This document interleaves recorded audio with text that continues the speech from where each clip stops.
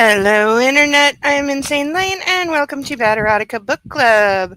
I'm not running insanely behind today, except that I totally am. It's been one of those days, okay? It's been one of those days.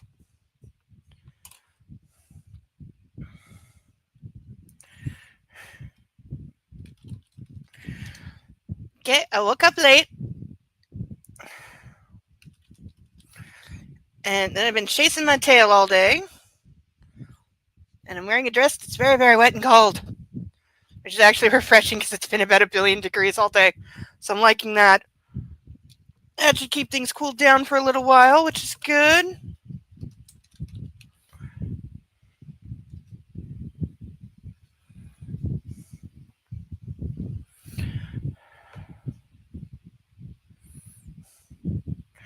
I put that link in the wrong place, didn't I? I'm looking at Discord going, yep, click the wrong tab. Click the wrong tab.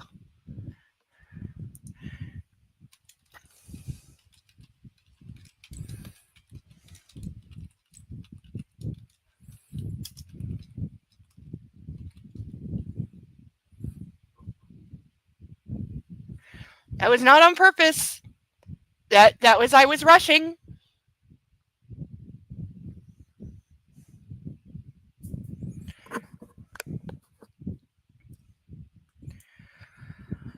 Whew. Okay, so let me try to recall what, if anything, happened last week. We have him pushing for an answer to his proposal. Let's see, what the hell else?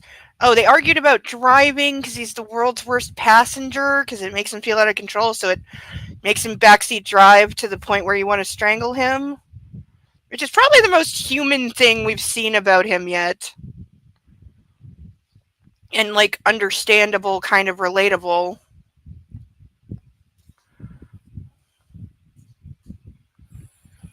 Oh, they went and looked at a house because now that he's like gonna settle down and marry her, he's like, yeah, maybe I should live in an actual house and not a, glass penthouse that I used as a fuck pad for all these years.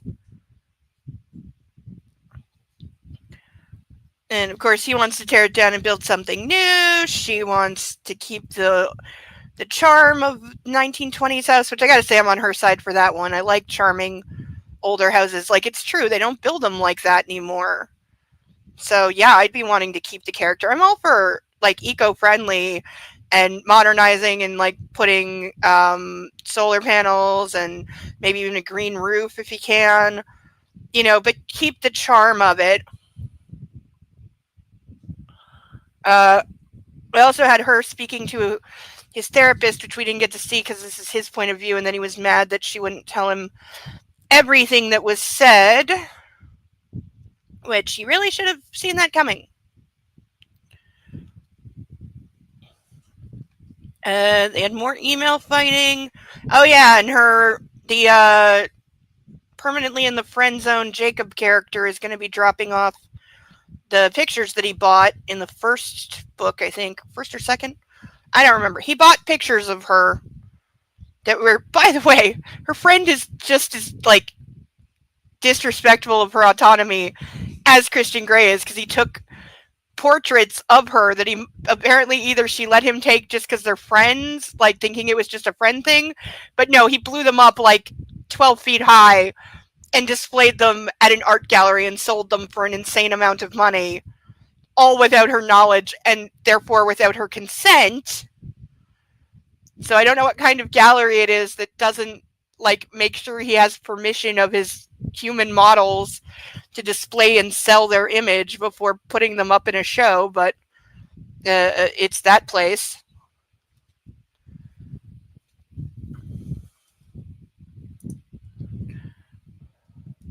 So those are supposed to be delivered, of course, leading to him being insanely jealous again, because he has to be jealous at just every opportunity of everything.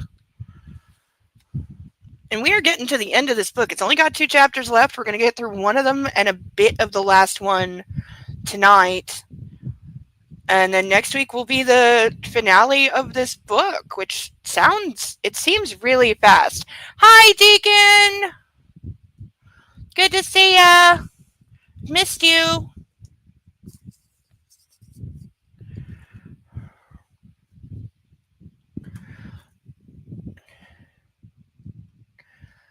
Alright, that should be enough time for YouTube to have gotten its panties untwisted. So, all rise for our national anthem, please. I know. These are the ones from his point of view, and yes, they are worse. Somehow in the books that were supposed to redeem him and prove to the world he's not an abusive monster, he comes off as more of an abusive monster than ever. But we'll get into it in just a minute. Now this. If you're still struggling with consent, just imagine instead of initiating sex, you're making them a cup of tea. You say, "Hey, would you like a cup of tea?" And they go, "Oh my God, I would love a cup of tea, thank you." Then you know they want a cup of tea. If you say, "Hey, would you like a cup of tea?" And they're like, I'm not really sure. Then you can make them a cup of tea, or not, but be aware that they might not drink it. And if they don't drink it, then, and this is the important bit, don't make them drink it. Just because you made it doesn't mean you're entitled to watch them drink it. And if they say, "No thank you," then don't make them tea. At all. Just don't make them tea. Don't make them drink tea. Don't get annoyed at them for not wanting tea. They just don't want tea, okay? They might say, "Yes, please, that's kind of you." And then when the tea arrives, they actually don't want the tea at all. Sure, that's kind of annoying as you've gone to all the effort of making the tea, but they remain under no obligation to drink the tea. They did want tea, now they don't. Some people change their mind in the time it takes to boil the kettle, brew the tea, and add the milk. And it's okay for people to change their mind, and you are still not entitled to watch them drink it. And if they are unconscious, don't make them tea. Unconscious people don't want tea, and they can't answer the question, "Do you want tea?" because they're unconscious. Okay, maybe they were conscious when you asked them if they wanted tea, and they said yes, but in the time it took you to boil the kettle or brew the tea and add the milk, they are now unconscious. You should just put the tea down, make sure the unconscious person is safe, and this is the important part again, don't make them drink the tea. They said yes then, sure, but unconscious people don't want tea. If someone said yes to tea, started drinking it, and then passed out before they'd finished it, don't keep on pouring it down their throat. Take the tea away. Make sure they are safe, because unconscious people don't want tea. Trust me on this. If someone said yes to tea around your house last Saturday, that doesn't mean they want you to make them tea all the time. They don't want you to come around to their place unexpectedly and make them tea and force them to drink it, going, "But you wanted tea last week," or to wake up to find you pouring tea down their throat going, "But you wanted tea last night." If you can understand how completely ludicrous it is to force people to have tea when they don't want tea, and you are able to understand when people don't want tea, then how hard is it to understand when it comes to sex? Whether it's tea or sex, consent is everything. And on that note, I'm going to make myself a cup of tea.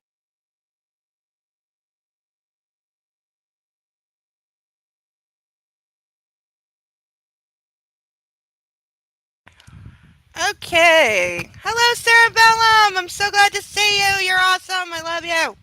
And there's a puppy pawing at my leg. Yes, puppy doodles. You've noticed I'm talking to people. No, I'm not going to lean down and rub your belly. He's going, why not? I'm a puppy. I put this on backwards, didn't I? Jesus Christ. I knew I was a hot mess today, but fuck. Okay, it'll work. We'll make it work. Thank you for putting the link in the proper place. It's very kind of you. I was rushing and I just clicked wrong. And then didn't notice. But I'm sure Puppy will be up in a minute. Oh, this dress is so wet. I had to rinse it out and I forgot to do it until like 5 o'clock, and then I was hoping it would dry in time because it is legitimately, like, it's been 38 degrees all day. It's so hot. Come here, you. Come on. You know you want to. Come on. Yep. This is your time to say hello. It's a puppy. Everybody say hello to the puppy. I'm hoping he'll settle down and have a nap. He's been circling for a good nap for at least an hour. And then I made the mistake of squeaking one of the new ducks. Oh yes, he is adorable. He is absolutely adorable. Yes, he is. And while we're holding him, let's introduce our past ducks. We have Ralph, Charlotte, Steve, Paddington, Caspian, Inspector Clouseau, Dumbo, Sally, Bill, Xavier, Eloise, Pongo, Mitch, Sasu, Bob with two B's, Sasha, Bartholomew, Alex, Chuckles, Melman, Naruto, Jeremy DeWitt, Cinemark, Alan Tudyk, and Jeeves. And we have new ducks. These are the currently available new ducks, which for $10, the link for PayPal should be at the top. For $10 donation, I will draw a new duck, and whoever donated, you get to name it. If you don't want to, I will. But you get to draw a random duck. It is random. There are other ducks that are being repainted. I didn't get to it this week, but I will desperately try to next week because I don't want to get too far behind. And the duck stage. I have the boxes for the duck stage. I just haven't had time to actually make it yet. But I have the boxes. Oh, hair in my eye. Our other options, if you wish to donate for $25, I will put on these real police handcuffs. Deacon, I think these are an upgrade since you've been here. These are real. These are not safety cuffs. Safety cuffs. They don't have the pin at the back. Hello, Mando! Yes, we pimp out the ducks. Which I made the mistake of I forgot the new duck squeak, and I accidentally squeaked one earlier. He went nuts. Because he's like, toy? Toy? You bought me a toy? Where is it? Where is it? Mine, mine, mine, mine, mine, mine, mine, mine, mine. Where is it? Throw the duck, throw the duck, throw the duck, throw the duck. Yes, and then you didn't want to play with it. You just wanted me to throw it for you. But we have upgraded to real police issue handcuffs. I've seen these in body cams. There's one key in here and one key around my desk so that we're always safe because we practice safety here. But for $25, I'll put this on for half of the evening. And for $50, I forgot to pour a glass of wine, but I will because it's behind me. For $50, I will chug a glass of wine, which tends to hit me really hard and make things very silly very quickly. I know. Ducks do tend to squeak. Okay, I have to put you down so I can hold a book, okay? Okay? He disagrees with this. Yes, you disagree with this. Yes, you do. Yes, you do. Yes, you do.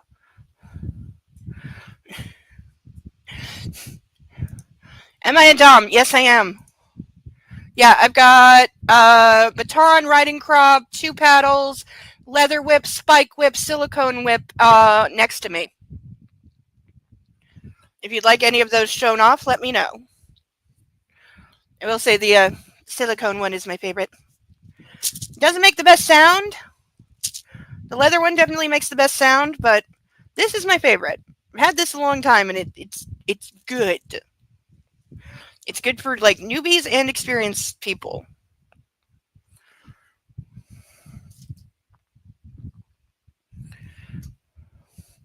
But I will say, wearing the handcuff. Hey, I have more. I just don't have it beside me.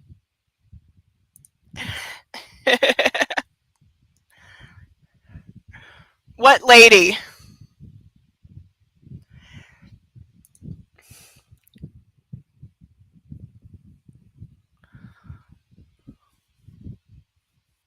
Do you mean the other series? The where our femme fatale was the housekeeper? Oh, couple. Yeah, I've got a couple. I've got one over there that's full of just random BDSM stuff. And then I've got like two drawers under my bed that are full of all kinds of everything. Excuse me. I'm not even drinking yet and I'm hiccuping. Like, yeah, like any kind of like, you know, bedroom aid. I've got at least a couple versions. Oh, somebody. Okay, I don't know who you're referring to, but I'm sure there are plenty.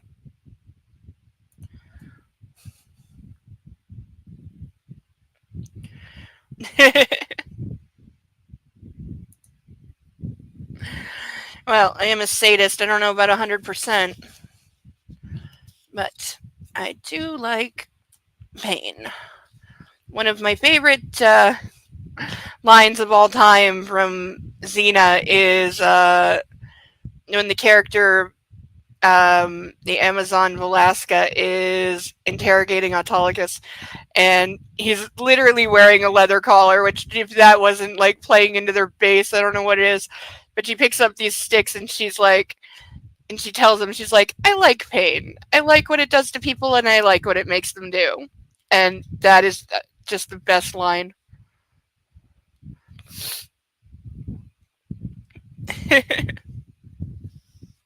Yeah, I can't spell Legos either. I will say I've never used Legos in a BDSM session, but that's not a bad idea, actually. Very sadistic. Because yes, I have babysat kids, and I have stepped on Legos in bare feet, and just, oh my god.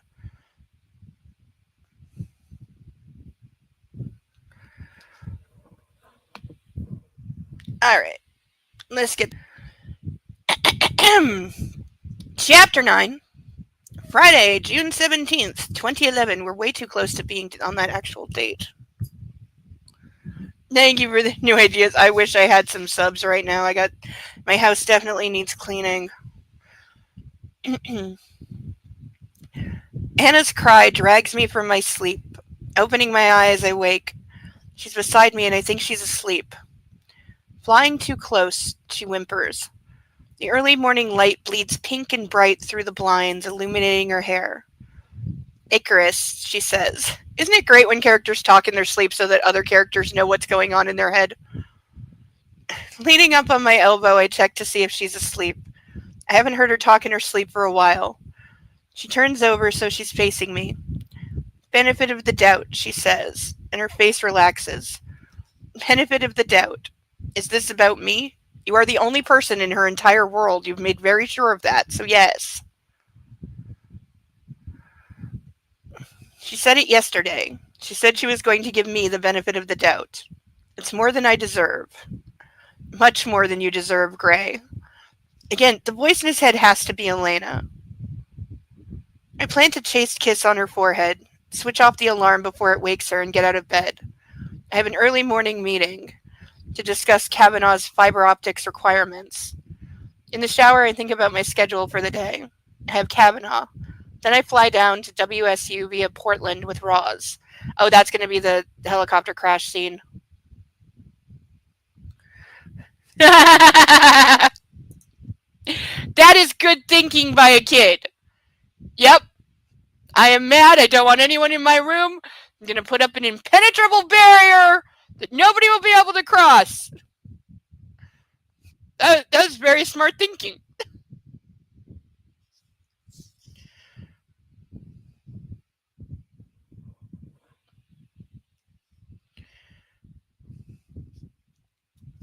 Yeah, we're almost to the end of the second one, except the book, I think, stops a little short of the movie. I think they move some things around. But this is the retelling, and I was told that in the retelling, because this is from his point of view, so they don't match up exactly with the original books to where they stop. Because we only have like this much left, and he's talking about what is going to become the helicopter crash scene, which I really hope it doesn't end on that as like some kind of cliffhanger, because it's like, girl, this is a retelling. Everybody already knows how it ends. We have the movies. I think the movies were out, or at least one or two of them were when these came out.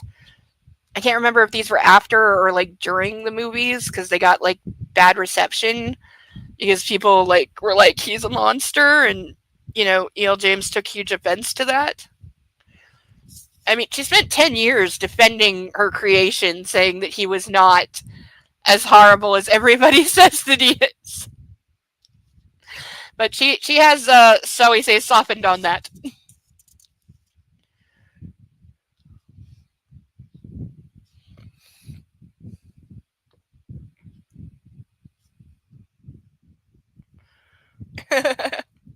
Yes, I would like to see that.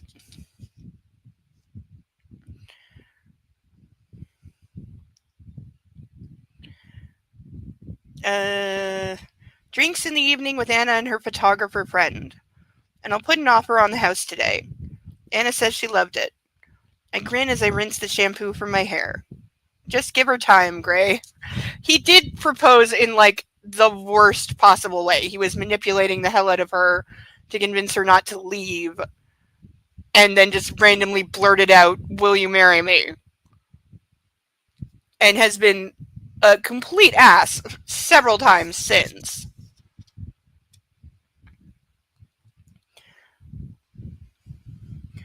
In my closet, I slip on my pants and notice my jacket from yesterday slung over the chair. I fish through the pockets and grab Anna's present. It's still producing a tantalizing rattle. Oh yeah, she already gave him his present, but he's not allowed to open it until Saturday. Which, do we think for a second he would be capable of not opening the box? Because I don't.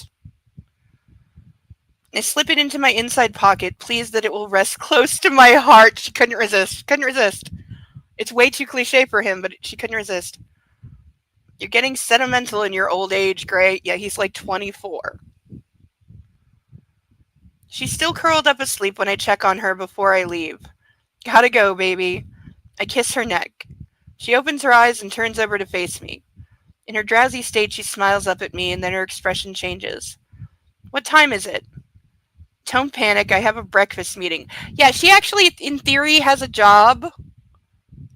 I mean, she just got promoted to her former boss's job. She's like a week out of college, and she's been made the editor-in-chief of a, like, notable publishing house. And we're expected to believe that was on merit and not because he owns the company. Because he bought it without telling her after swearing that he wouldn't interfere with her career.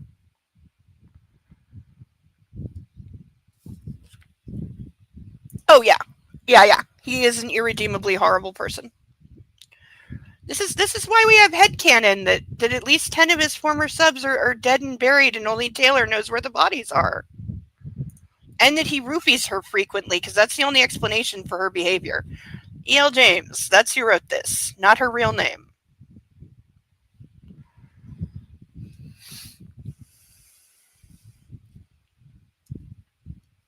And she's got another movie coming.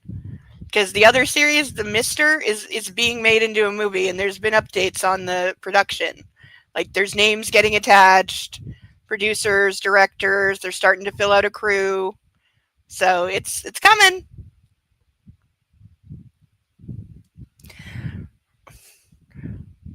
Wait, Tyler Perry, who does was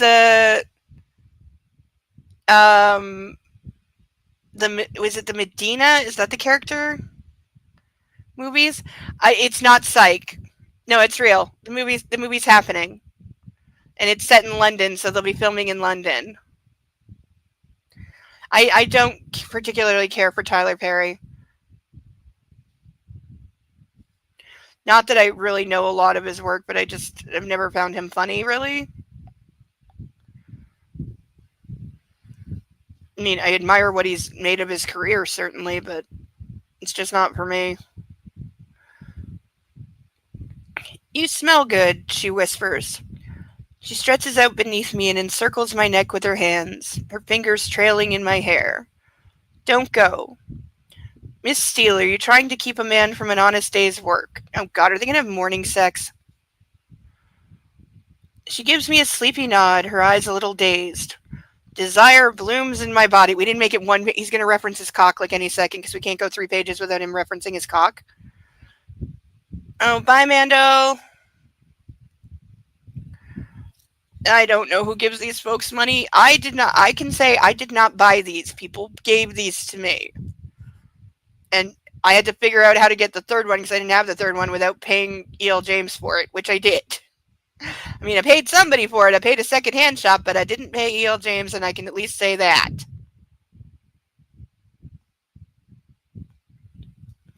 The third one that I'm afraid of because it's 750 flippin' pages, which makes it 200 pages longer than either of these.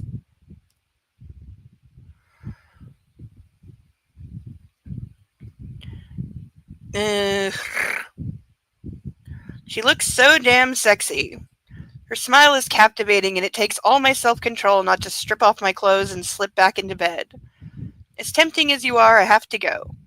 I kiss her and stand. Laters, baby. There's a phrase that needs to die. Please tell me Please tell me she was using it as a cautionary tale of what not to tolerate in a relationship. Because both Jacob and Edward treat Bella in disgusting fashion. And she is like, she lacks a self so much that she almost doesn't exist. Yeah. I know, somehow that became, like, I don't know if it was supposed to be a catchphrase or something, but it's gross. And yeah.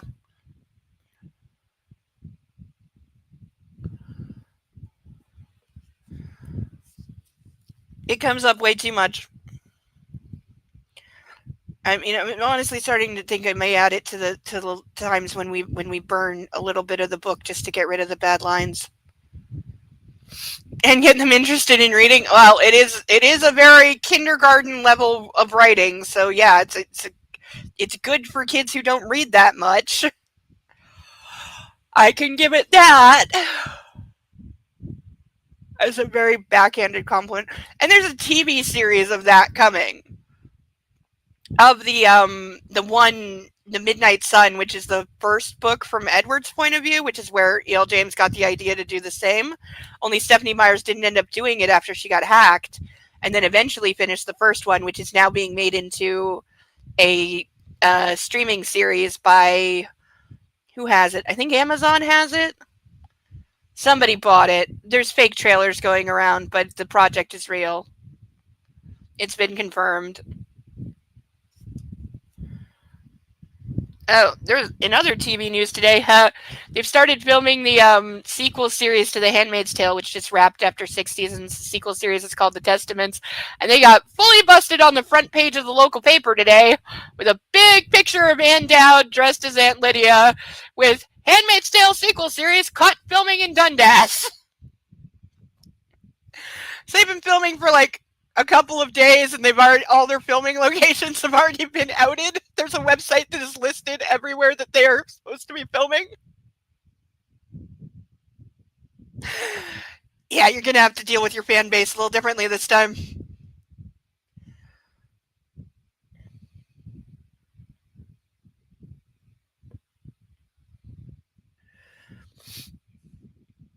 That's really cool that your mom did that.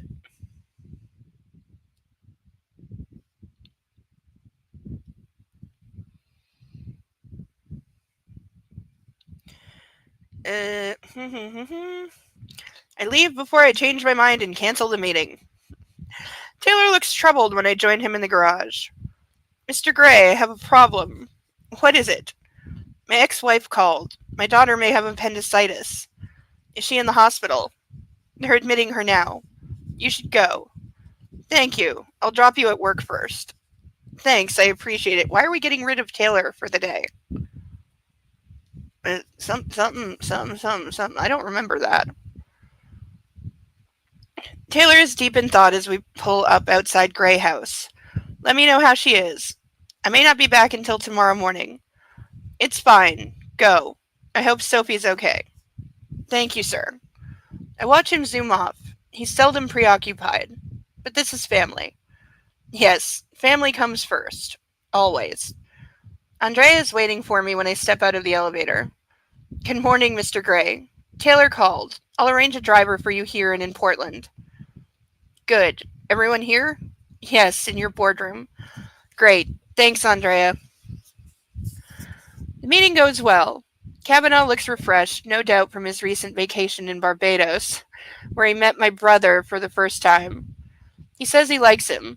Considering Elliot's fucking his daughter, that's a good thing. Yeah, I don't think the roommate has made an appearance this entire book. She met Christian Gray's brother, and within like 2 days of meeting him, they're on like a month-long vacation in Barbados. Hi, puppy doodles. Yes, I'm aware that you want more attention. Because you always want more attention. You need to curl up and have a nap, okay?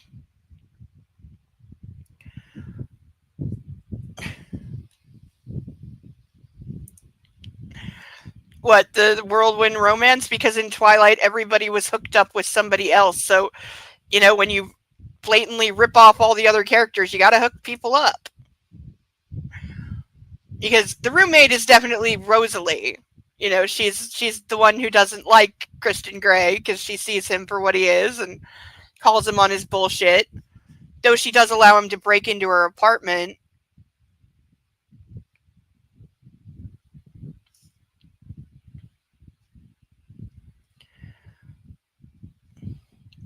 When they left, Kavanaugh and his people seemed satisfied with our conversation. Now all that remains is to haggle over the price of the contract. Roz will have to take the lead with that on cost projections from Fred's division. Andrea's laid out the usual breakfast spread. I grab a croissant. Ugh, it's cut in half and it made me sound American. I grab a croissant and head back to my office with Roz. What time do you want to leave? Roz asks me. Our driver will pick us up at 10. I'll see you in the foyer downstairs, Roz confirms. I'm excited. I've never been in a helicopter. Her grin is infectious. I found a house yesterday and I want to buy it. Will you handle the details? Okay, even if you're super rich, that would be something I'm overseeing myself. You didn't even tell her, like, how much to pay for it. Has your lawyer? Sure, of course I will. Thanks, I owe you. You will, she laughs. See you downstairs. And also, that's like, is she both his business corporate lawyer and his personal lawyer? Because I don't think you're allowed to do that.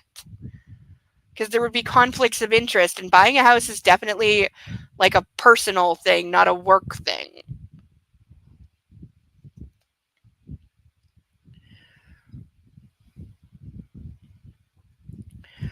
I stand alone inside my office, feeling elated. I'm buying a house. The Kavanaugh contract will be a great boost to the company, and I had a wonderful evening with my girl. At my desk, I send her an email, of course. Because these two literally he cannot go like 20 minutes without monitoring her somehow. Like, again, headcanon, he's already like sewn air tags into all of her clothes because he bought her an entire wardrobe, and it comes like preloaded with air tags sewn into hidden places and hidden in the heels of the shoes. That way he doesn't have to track her phone anymore. He just, knows where she is all the time. He's bought her 2 cars that she's not allowed to drive ever. Ugh. From him to her, surfaces. I calculate there are at least 30 surfaces to go. I'm looking forward to each and every one of them. Then there's floors, the walls, and let's not forget the balcony. After that, there's my office. Miss you. So he's recounting all the places he wants to fuck.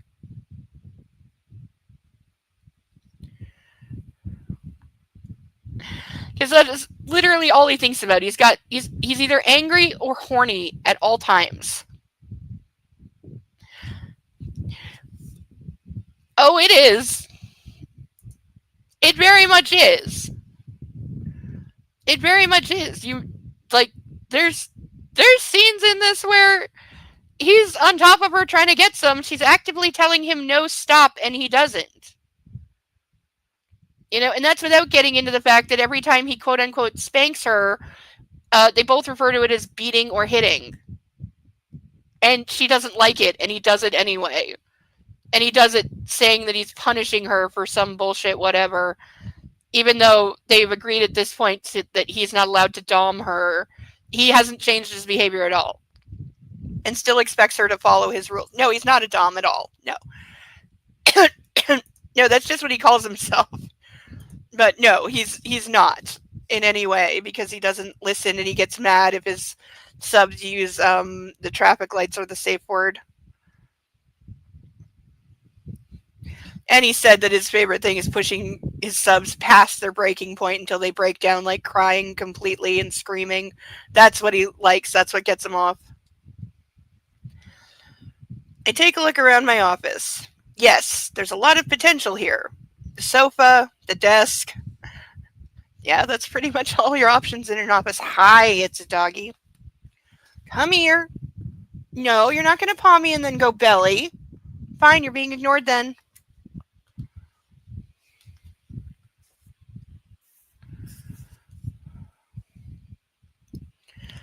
Andrea knocks on the door and enters with my coffee.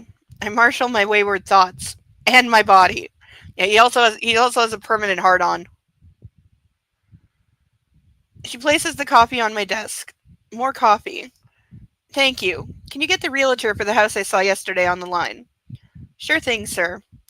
My discussion with Olga Kelly is brief. We agree to a price to take back to the seller, and I give her Roz's details so we can move quickly with the inspections if the offer is accepted. I checked my email and I'm pleased to see a response from Anna to my earlier missive. Neither of these people ever work when they're at work. Bo, you better come up or I'm going to be mad at you. Come on, up. Yep, come on, you can do it. All right, you are 2 seconds away from getting, timed out because you're annoying me. You're very, very cute, so stop doing the face. Come on. Up, up.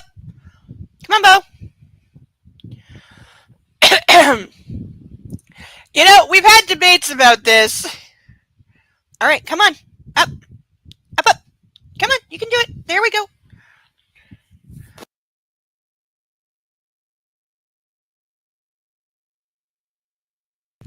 Ugh, Puppy always mutes me. We've had debates about whether he does that. He claims that he does not. He's just, really immature and perpetually horny and 24 years old. So,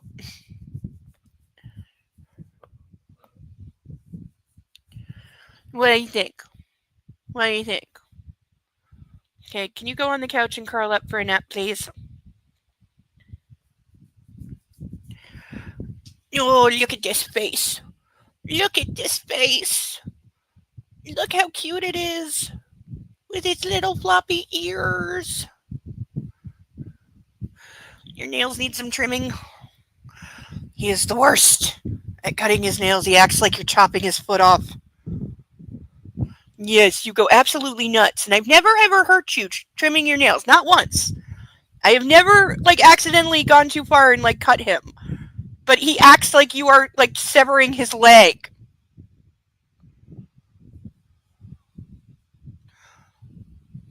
Don't you?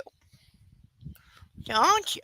Yes, you do. You go absolutely nuts. And you whine, and you yelp, and you beg, and you give me sad face.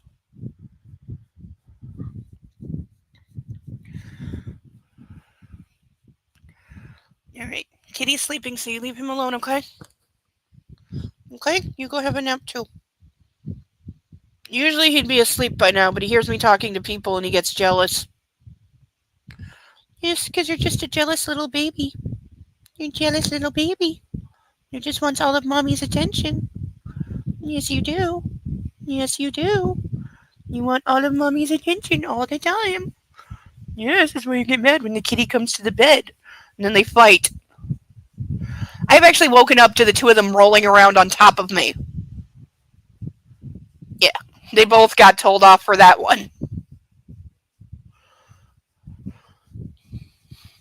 Yes, you don't like it when you get told off for being a naughty puppy. Oh, they go full WWE SmackDown. They grab each other by the head and full on flip each other over, slamming each other on their backs. And then grapple and kick and bite and yeah. You both do it. You both do it. And then one of you goes too hard and then you run to mommy going, "Help, he's being mean to me." And usually you started it. Because you chase the kitty and bite his tail.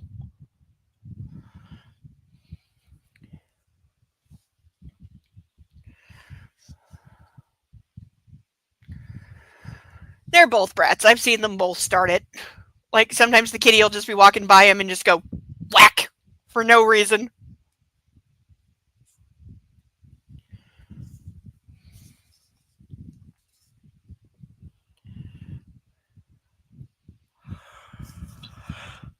Can I start drinking yet? No. 20 minutes and then I will start drinking. That will be better.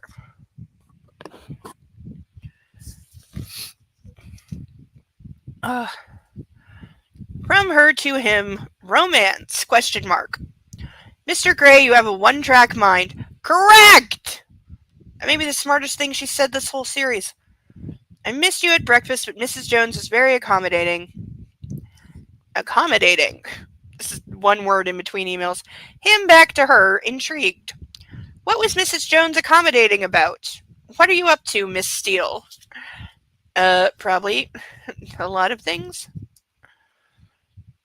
We may have to go further into the other chapter than I thought. How much of this is fucking email? Like, Jesus. And this is a short chapter. That's why I already, like, planned to go partially into the last chapter. We may wind up getting further than I thought. We're not going to finish it because that's. There's still almost 100 pages, but. You know, when emails are one line long and they're written out like this and they take up an entire page, like, how do you edit a book like this?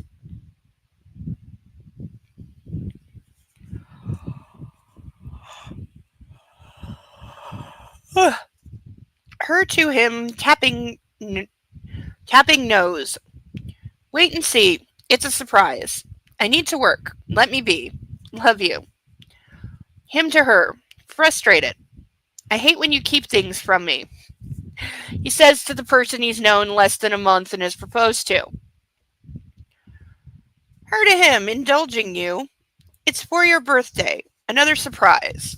Yeah, and dude, you know it's your birthday coming up. There's going to be people keeping secrets.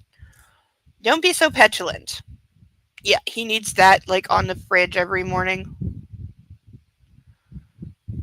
Oh, yeah. That's a huge red flag. And we have a red flag now. We have our red flag. I don't know if you saw this before. Oh, we've lost camera. Okay. But yes, we have a red flag that I made for just such an occasion.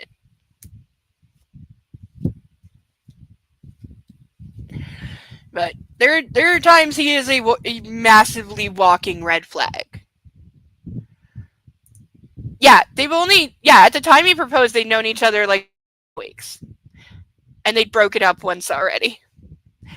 And she was on the verge of leaving him again when he threw a massive self-pity manipulation party.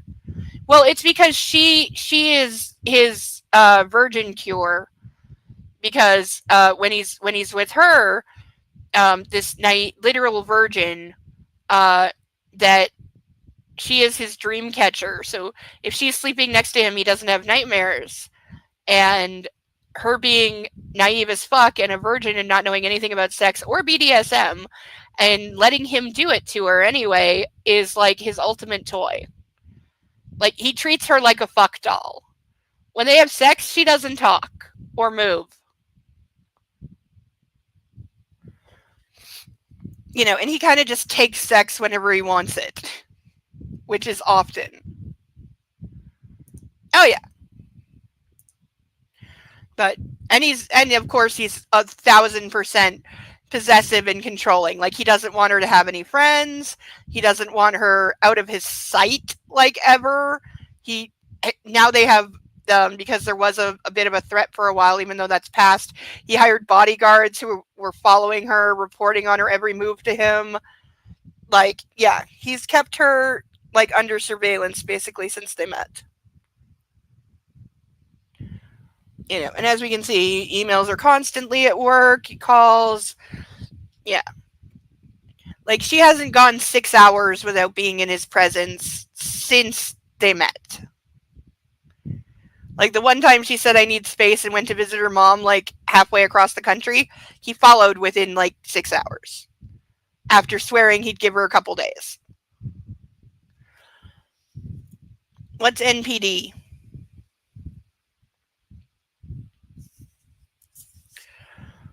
Another surprise. When I pat down my jacket pocket, I'm reassured by the presence of the box that Anna's given me. She's spoiling me. Roz and I are in the car on the way to Boeing Field. My phone flashes. It's a text from Elliot. Hey, asshole. Bar. This evening. Kate's getting in touch with Anna. You better be there. Where are you? Elliot. Christian's asking Elliot, where are you? Elliot says, layover Atlanta. Missed me. Christian saying, no. Yeah, you have. Well, I'm back, and you're getting your beer on tonight, bro. Oh, narcissistic personality disorder? Oh, all the way. Yeah, huge narcissist. He also literally thinks that every woman they come across is flirting with and hitting on him. Every single woman. But he also thinks that every guy is looking at Anastasia, from like lawyers to waiters, doesn't matter. He thinks every guy is looking at her and coveting her, and he gets jealous, saying, and he literally says, they want what's mine. And he says the words, "you are mine," to her at least 10 times a day, and has done since they met.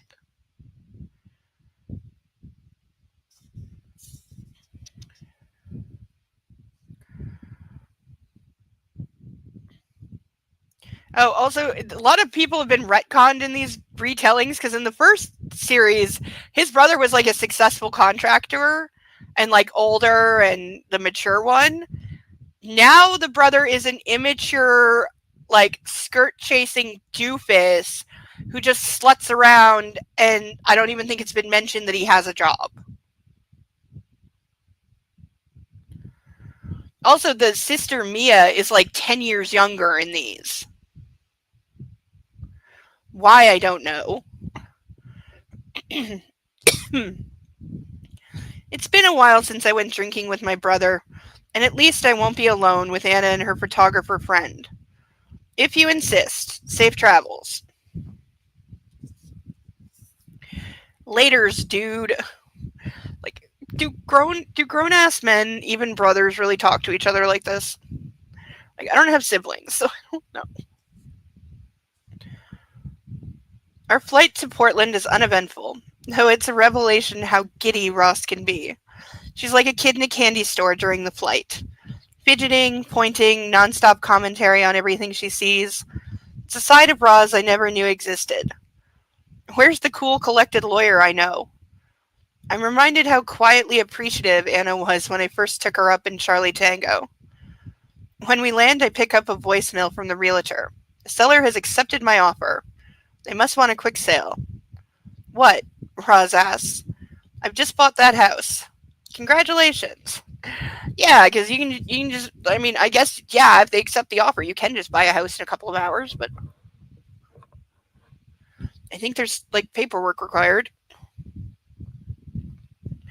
After a lengthy meeting with the president and vice president of the economic department of WSU in Vancouver, Roz and I are in conversation with Professor Gravette and her postgraduate team. The professor is in full flow. We've been able to isolate the DNA of the microbe responsible for nitrogen fixation. What does that mean exactly? I ask. In layman's terms, Mr. Gray, nitrogen fixation is essential for soil diversity. And as you know, diverse soil recovers from shocks like drought far more quickly. We can now study how active the DNA in the microbes that live in the soil in the sub-Saharan region. I didn't read that right. We can now study how to activate the DNA in the microbes that live in the soil in the sub-Saharan region. In a nutshell, we'll be able to get the soil to hold its nutrients for far longer, making it more productive per hectare. Yes, this is the series that was supposed to redeem him and show the world that he's just damaged, but he really loves her and he's not an abusive monster.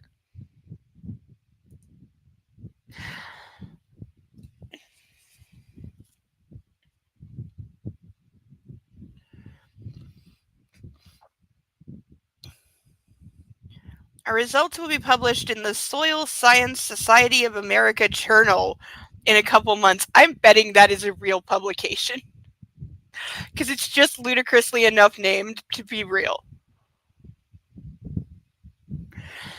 I am not at all surprised that that is not how soil works, because do we think that she researched anything for these? Like, I have done more research, I promise you, I have done more research just this past week for the fan fiction that I am writing than she did for these entire 6 books. Like, the list of things I have researched for my fan fiction is ever growing, and it's about 50 different things long.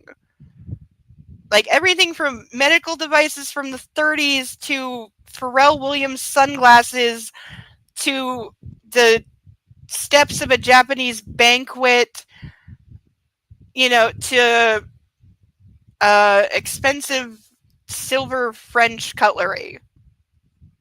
You want to read my fanfic? I will totally send you parts 1 and 2 have been polished. I'm currently working on part 6 writing. 3, 4, and 5 have yet to be polished, but I will totally send you part 1 if you really want to read it. It is not for the faint of heart. It is not safe for work.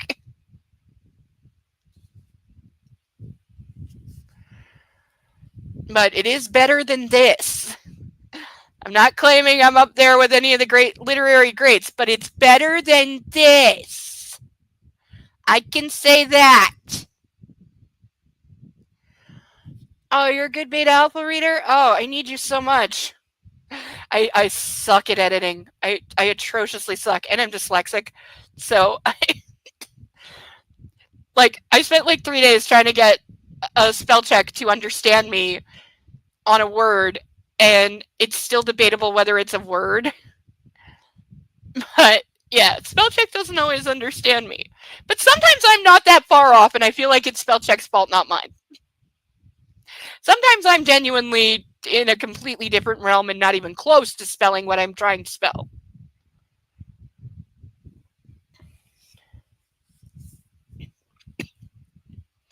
Oh, I love a good horror story. Don't get many of them these days. They're all just variations on teen slasher garbage with like social media overtones thrown in. Though I did hear the new Final Destination movie is pretty good. Haven't seen it yet, but I heard good things. And I do like the Final Destination series because as much as it does rely on the gore and like the Rube Goldberg deaths that got more and more elaborate, it's ultimately not a stupid series. Like some of it is like fluffy, but it's not dumb.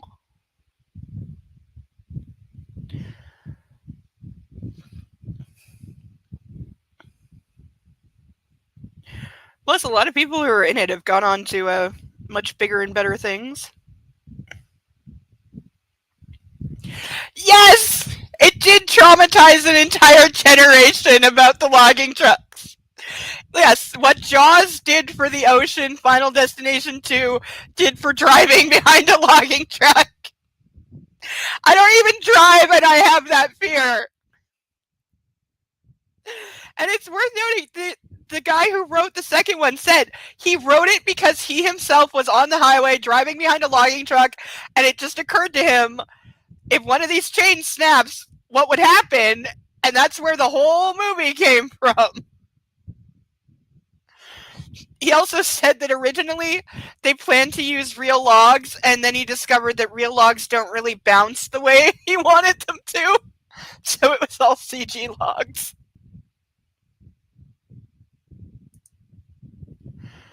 But that is... Oh, it's definitely happened. Yeah, it's happened in real life. It's happened here. Like, I live in probably one of the biggest logging nations in the world, and I live like right where all of it happens because I live near the water. And yeah, it's happened. Or those big steel coils that weigh like 30,000 pounds. Those have come off a truck occasionally, usually destroying the truck, and whatever else they hit, they will flatten a fucking Jeep.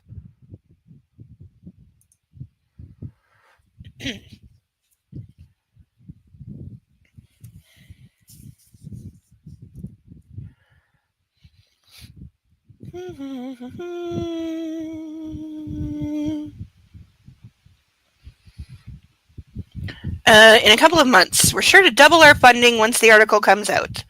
Professor Chowdhury says, and we'll need to get your input on potential funding sources that align with your philanthropic objectives.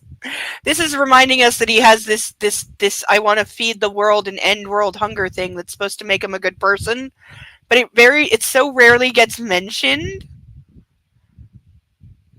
Like, because you have to remember, he was modeled after Mark Zuckerberg and Elon Musk. So that is where his character came from. With a dash of Thomas Crown, of course.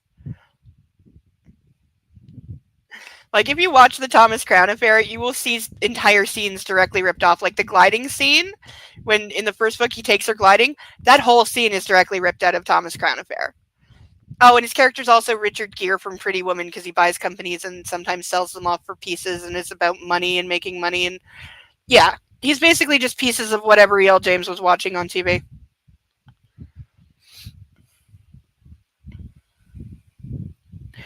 But yeah, going through it the first time, I was able to peg so many scenes as like, this is taken from that, this is taken from that, this is taken from that.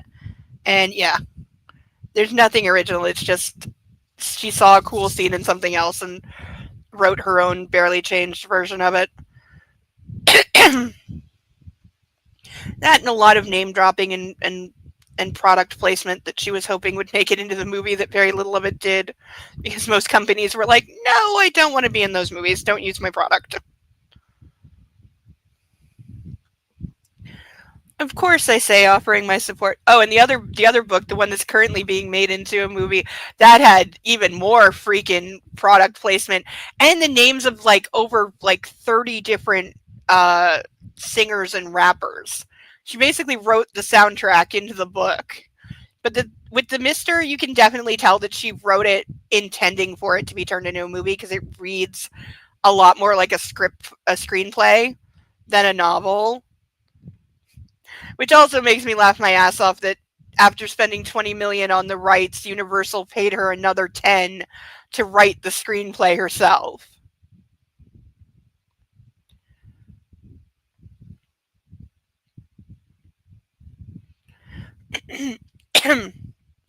As you know, I think your work here should be shared broadly to benefit as many people as possible. We've kept that goal front and center in all we're doing. Good to hear. The president of the university nods in agreement. We're very excited about this discovery. It is quite the achievement. Congratulations, Professor Gravette, and to your team. She glows in response to the compliment. Thanks to you. Embarrassed, I glance at Roz. He's not capable of embarrassment. He's not capable at all, ever. And it's as if she can read my mind. We should be going. We should be going, she says to the group, and we push our chairs back. The president shakes my hand. Thank you for continued support, Mr. Gray. As you've seen, your contributions to the Environmental Sciences Department makes a huge difference to us. Keep up the good work, I say. I'm anxious to get back to Seattle. The photographer will be delivering those photographs to Escala, and then seeing Anna. I'm fighting my jealous impulses and so far successfully keeping them under control. Yeah, right. But I will be happier when we set back down at Boeing Field and I join them both at the bar. In the meantime, I have a surprise for Roz. Our takeoff is smooth. I pull back the collective and Charlie Tango ascends like a graceful bird into the air above Portland Heliport. Pull back the collective? Is he controlling the Borg? There's got to be a flight term. Where's Mark when I need him? Like, I assume that's the joystick thing that we see him flying. Is it called the collective? I guess it is. I don't know. Roz smiles with girlish delight. I shake my head. I had no idea she could be this excitable. But then again, I always feel a rush on takeoff. Once I finish talking to the tower, Roz's disembodied voice asks over the headset, "How is your private merger going?" "Good, thanks. Hence the house." "Yeah, something like that." She nods and we fly in silence over Vancouver and WSU, homebound towards my goal. "Did you know Andrea was getting married?" I ask her. This has bothered me since I found out. "No. When?" "Last weekend." She kept that quiet. Roz sounds surprised. Yeah, his assistant took a weekend off to get married, didn't go on a honeymoon because she didn't want to tell him she was getting married and, like, didn't think he would give her time off for a honeymoon.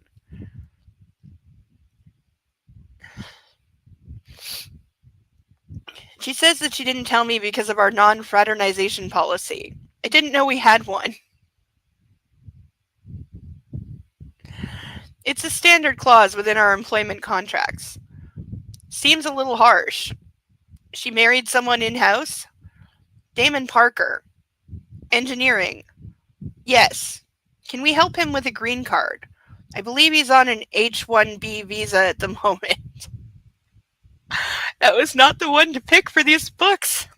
Because now I'm thinking of Melania Trump, because that was hers. It's an Einstein visa. which makes sense for an engineer, not for a model. I'll look into it, though I'm not sure there are any shortcuts. Money, darling, money is the shortcut. That's all you need. I'd appreciate it, and I have a surprise for you. I veer a few degrees northeast and we fly for about 10 minutes. There. I point towards the barnacle on the horizon that will become Mount St. Helens as we get closer. Roz actually squeals with delight. You've changed the flight plan. Just for you. As we fly nearer, the mountains loom over the landscape. It looks like a child's drawing of a volcano, tipped with snow, craggy at the top, nestled within the lush green forests of Gifford National Park. I'm also assuming that's a real place. Wow, it's so much bigger than I thought, says Roz as we get nearer. It's an impressive sight. I bank slowly and we circle the crater, which is no longer complete. The north wall is gone, a casualty of the 1980 eruption. It looks eerily deserted and otherworldly from up here. The scars of the last eruption are still obvious, running down the mountain, displacing the forest and defacing the landscape beneath it. This is amazing. Gwen and I have been meaning to bring the kids to see this place. I wonder if it will erupt again, Roz speculates, as she snaps photos with her phone. I have no idea, but let's head home now that you've seen it. Good idea, and thank you. Roz gives me a grateful smile, her eyes shining. I veer west towards the South Fork Toutle River. Toutle. Yeah, I'm going with Toutle. We should be back at Boeing Field in 45 minutes, which will give me plenty of time to join Anna and the photographer and Elliot for drinks. Out of the corner of my eye, I see the master caution light flicker. What the fuck? The firelight in the engine T-handle flashes, and Charlie Tango dips. Shit. We have a fire in engine 1. I take a deep breath but smell nothing. Quickly I execute an S-turn to see if I can see smoke. A trail of gray fog lingers in our flight path. What's wrong? What is it? Ross asks.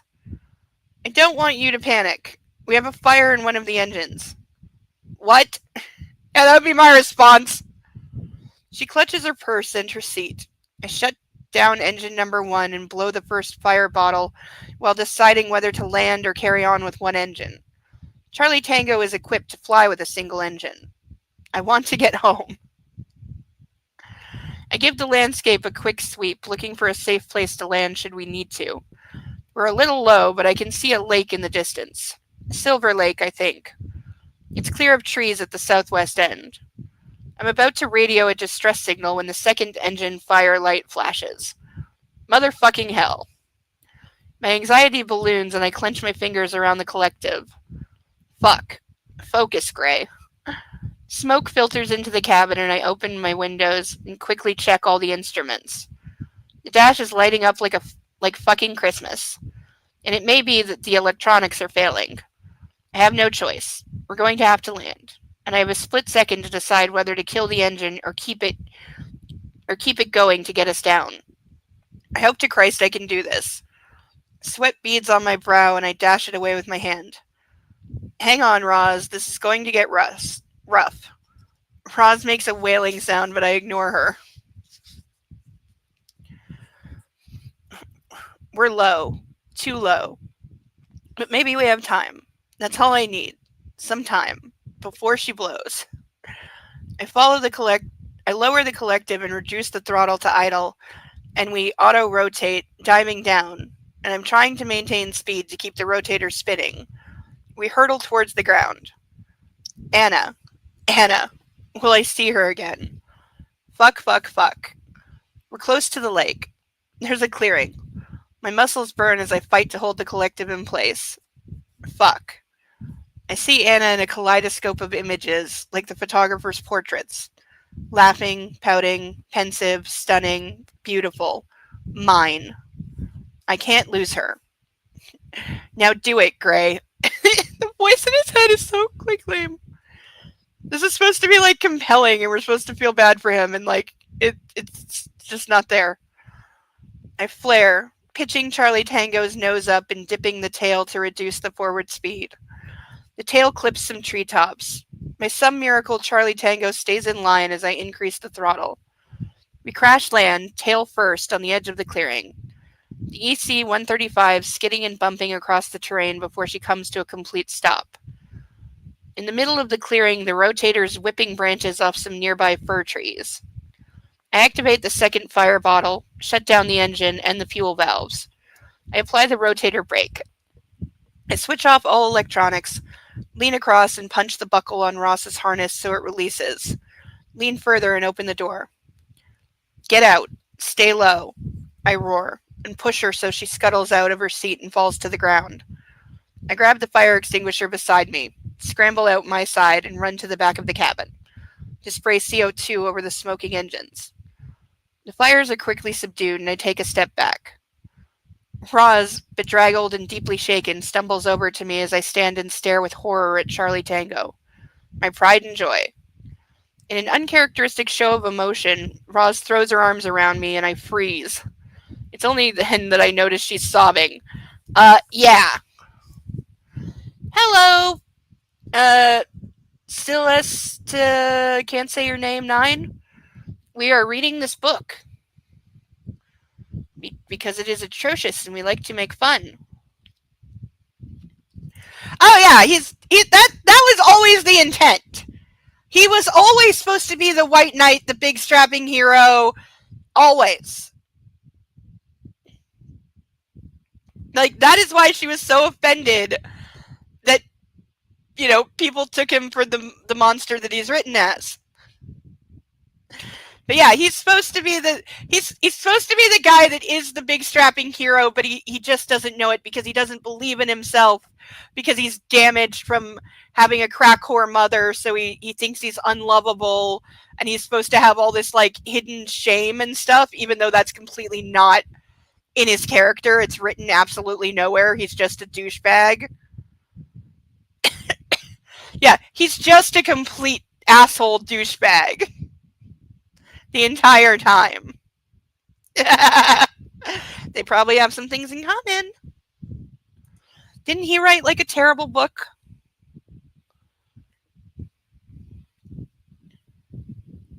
Like, does anybody even remember that he's vice president? Like, when was the last time he was actually seen at the White House or seen at all? Like, even during the campaign, he did not exist. Like, and now even less so.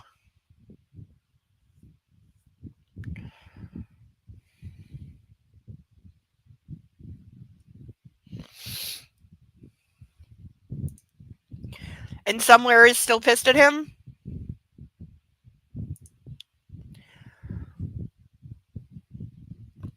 Well, Albania should be pissed at E.L. James because Albania plays a big part in the Mister series. And the thing is, it was so clearly supposed to be Afghanistan, but then the war in Afghanistan ended like a month before the book came out, so they clearly just did like Control F, find and replace, and changed it to Albania from Afghanistan, but they didn't change any of the description of it or the details because they're clearly trying to say that the female love interest grew up under Taliban rule, but then they just, I guess, had to change it.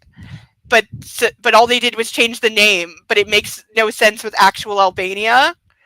And I swear she picked Albania because she was watching Taken and it involves human trafficking in the other book, because she had to throw in human trafficking because she thinks she's like skilled enough to write about that in her like even cheaper thing. Because the entire book, The Mister, and it's one book, there are 2 in the series. There will be a third, mark my words, I'm still waiting for it. But the entire first book is basically all 3 50 Shades book compressed into one book without the BDSM, but he's still an abusive douchebag. It's the same story, and he takes her virginity the same way that Christian Grey does, i.e. in a really disgusting, really traumatizing manner.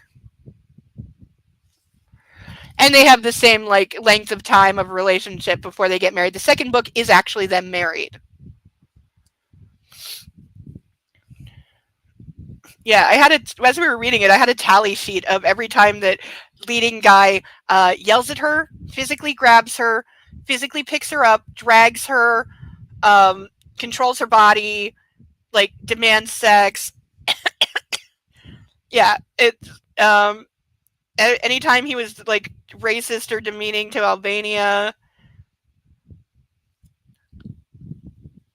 yeah, he was like another rich playboy douchebag who, and in that one, she took the religious imagery further. He literally has visions of her as the Madonna, as the Virgin Mary, and that's why he's like suddenly attracted to her. And this is a guy that we're shown he goes out to the clubs and comes home with a different hot woman every night, and he bangs them and then like throws them away like garbage and never wants to see them again because he's like this bored rich douchebag guy.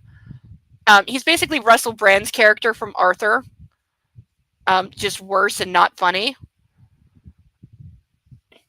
But then, yes, he sees this plain Jane, nervous little thing. At one point, by the way, when he first sees her, she's wearing a because in England they wear school uniforms all the time up till about high school, and she's wearing a school uniform because all her clothes are hand me downs because she's so poor. That's the other thing to get hyped on is she's so poor because she's this cleaner working like under the table because she's there illegally, and she escaped from human traffickers and being smuggled and blah blah blah. But she's still a virgin, of course, and naive as the driven snow, ultra conservative religious girl. And he thinks that she might be about 14 or 15 when he first sees her. And he still has sexual fantasies about her. And when he learns that she's actually 21, he's like, old enough. That's the actual line, old enough, because he's already decided that he's going to fuck this girl who works for him and is terrified of him, by the way. She's terrified of all men throughout the whole book. She looks at the floor. She can't look him in the eye. She can barely speak when he's around. Like, she shakes all the time around men because she was also raised to never even be in the same room or look at a man because, again, she was supposed to be a Taliban, like, grow up under a Taliban. No, not anymore. No, it's well known that E.L. James doesn't allow editors anymore. She doesn't allow anyone to try and fix them.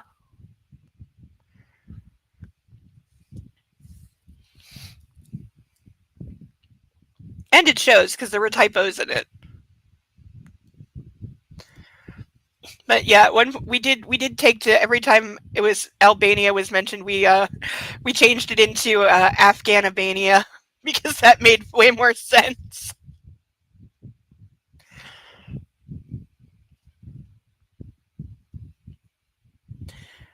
Hey, hey, hey, hush. We're down. We're safe. I'm sorry. I'm sorry. I hold her for a moment to calm her down. I'm amazed he even did that because he's such a jerk. You did it, she chokes out. You did it. Fuck. Christian, you got us down. Well, yeah, crashing is not that hard. I know. And I can't quite believe we're both in one piece. I don't believe it, but you can write whatever you want. I step away from her and hand her a handkerchief from my pocket. What the hell happened? She says as she wipes away her tears. I don't know. I'm stumped. What the fuck happened? Both engines. But I have no time for this now. She could blow. Let's move away. I've done an emergency shutdown on all systems, but there's enough fuel on board to give Mount St. Helens a run for her money should it go up. But my stuff, leave it. We're in a small clearing, and the tops of some fir trees now missing. The smell of fresh pine, jet fuel, and acrid smoke is in the air. We shelter under the trees at what I assume is a safe distance from Charlie Tango, and I scratch my head. Both engines. It's rare for both to go. Bringing Charlie Tango down intact and using the fire extinguisher means her engines are preserved, and I can find out what went wrong. Okay, does he not have a satellite phone? Or, like, a separate radio, black box, anything?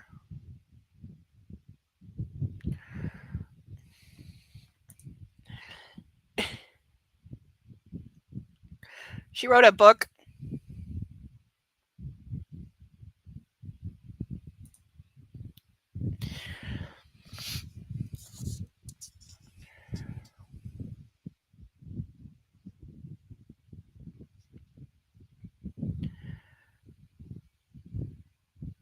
But a post-mortem and crash analysis is for another time. And for the FAA. Right now, Roz and I have to decide what to do. I wipe my forehead with my jacket sleeve and I realize I'm sweating like a fucking pig. At least I have my purse and my phone, Roz mutters. Shit, I don't have a signal. Yeah, you're in the middle of the woods. She holds her phone skyward, searching for service. Do you? Will someone come and rescue us? I didn't have time for a distress call. Okay, this is why you have a sat phone. Again, rich guy with like zero security precautions.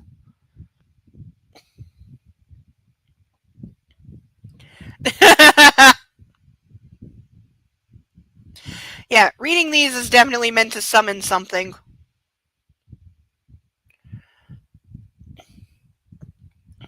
That's a no then. Her face falls. I grab my phone from my inside pocket, and I'm cheered when I hear the rattle of Anna's gift. But I don't have time to think about that now. I just know I have to get back to her. When I don't report in, they'll know we're missing. The FAA has our flight plan. My phone has no signal either, but I check the GPS on the off chance that it's working and set to our current position. Do you want to stay or go? Roz looks nervously around at our rugged surroundings. I'm a city girl, Christian. There's all kinds of wild animals out here. Let's go. We're on the south side of the lake. We're a couple hours from the road. Maybe we can get help there. Roz starts in heels, but is barefoot by the time we hit the road, and it makes our progress slow. Fortunately, the ground is soft, but not so the road. There's a visitor's center along here, I inform her. We could get help there. They're probably closed. It's after 5. Okay, I don't care if the place is closed. In this situation, I'm breaking a window and breaking in because I need a phone. But you should be able to flag. You're on a road now. You should have cell service. Or you should be able to. Yeah, I know. How does he have GPS but not phone service? I know. But we have to remember, E.L. James does not do technology. That's why there's emailing in this book instead of texting. The lead characters don't text each other, they email constantly because she's so far behind on the technology. And she admitted that that was her mistake. She should have had them texting and not emailing.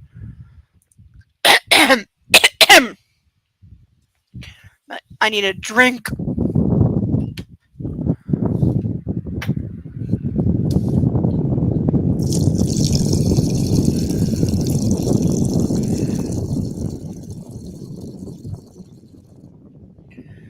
Okay, that's maybe a little full, but it'll do.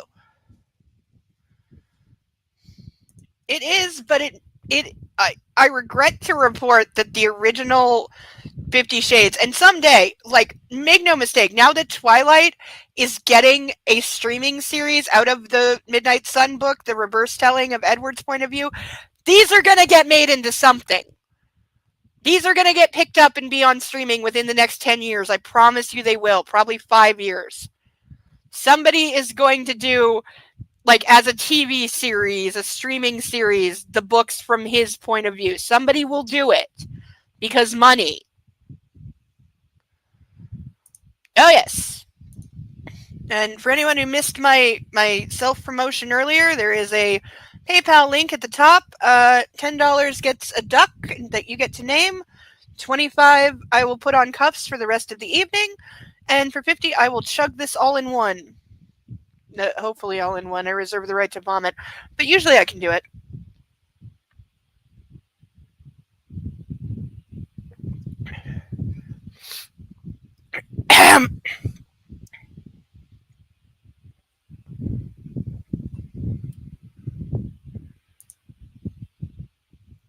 I'm definitely right. Because the original 3 movies are in the $1 billion club. So there's a lot of money. Also, Amazon just spent over $1 billion making a really crappy Lord of the Rings prequel series that nobody liked. And they still made money.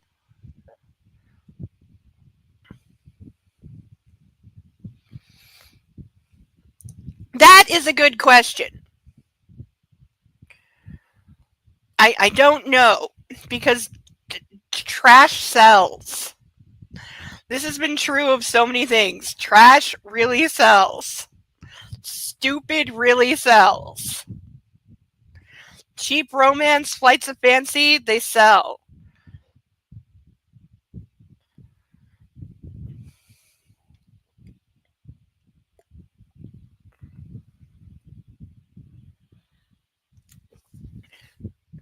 Like that's why Stephanie Myers, and let's keep in mind this garbage started as Twilight fanfic. Um, but Stephanie Myers said she made the character of Bella Swan the plainest, most undistinct character ever because she wanted every girl reading it to be able to put herself in place of Bella Swan, because that is why girls read these things, because you want to imagine yourself as the girl that gets noticed by the sexy billionaire with the dark secret, and he offers you the world, but he does these dark sexual things that you're not into, and are you willing to put up with it for having everything?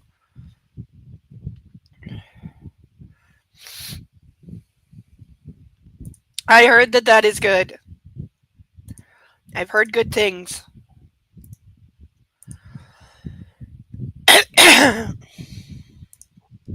Yeah, these were meant for an older audience than Twilight. Though certainly anyone who grew up reading Twilight is old enough now to have read these.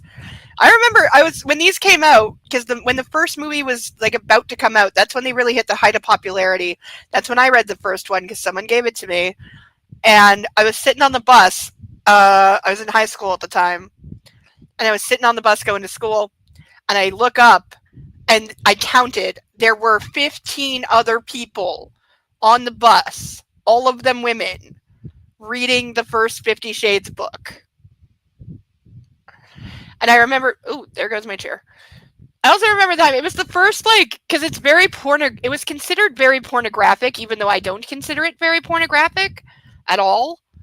Like, I write way better sex scenes than are in any of these books. Way better.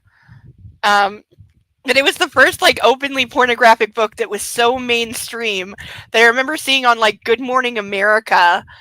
They did a segment on some BDSM toys, because believe it or not, there are 50 Shades BDSM toys they put out. They're all cheap garbage. But they had anchors putting nipple clamps on their finger to show what they're for. Yeah, the first one, the original 50 Shades. And it also is where we get the term. No, they did. They did. They did. I was shocked at the time. Especially both of the presenters looked incredibly uncomfortable. I was amazed that it was airing on network TV. But they did. I don't remember if it's specifically Good Morning America. I think it actually was. But it was one of those morning shows where they were showing off the line of 50 Shades officially licensed BDSM products, showing off nipple clamps, and they had a couple other things on the table, and they were very uncomfortable. And also, these books are where we get the term mommy porn from, because that's what they got called. Because they were aimed at middle-aged, sexually repressed housewives.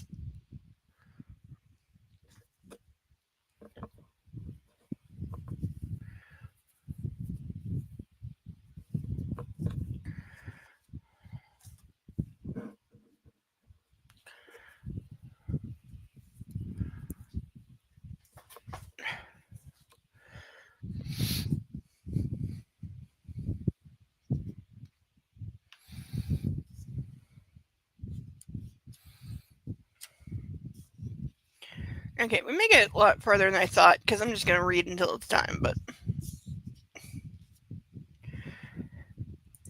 Yeah. Oh, yeah. It was good marketing, for sure.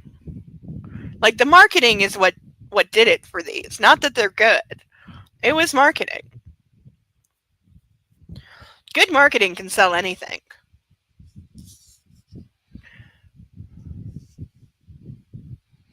Except New Coke.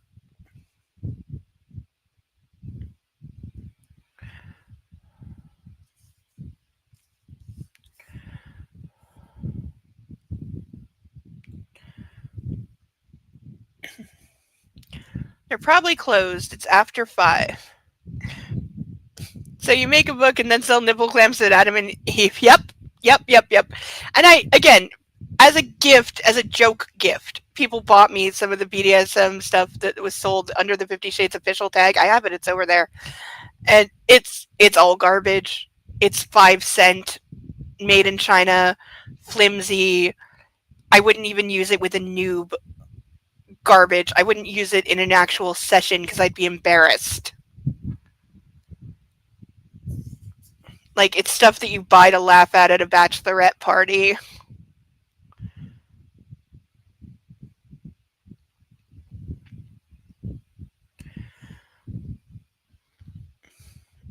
They're probably closed. It's after 5, Roz says, her voice wavering. We're both sweating and in need of water. She's had enough, and I'm beginning to wish we'd stayed near Charlie Tango, but who knows how long it would have taken for the authorities to find us. My watch says 5:25 p.m. Do you want to stay here and wait? I ask Roz. No way. She hands me her shoes.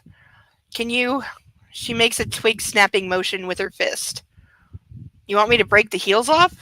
They're Manolos. The fact that he knows what Manolo Blahnik shoes. Please just do it. Also, for women's shoes, breaking the heel off doesn't make them flats. Because the shoe is like, it's bent, it's in the shape to be worn with like Barbie shoes. Breaking the heel off doesn't make them flats.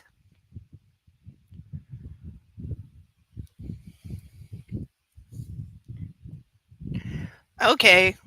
Feeling that my manhood is on trial, I use all my strength to snap off the first two. How is it a test of your manhood to break the heel off a shoe?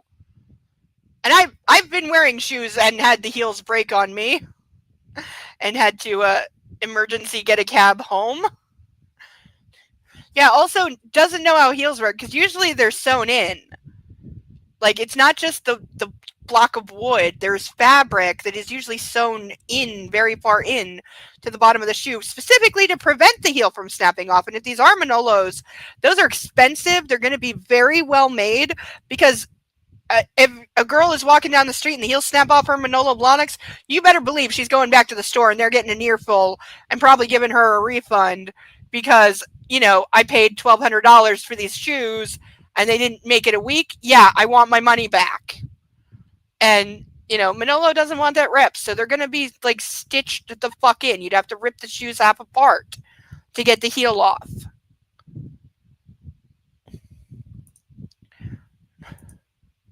Oh yeah, he's such a man. You broke the heel off a shoe.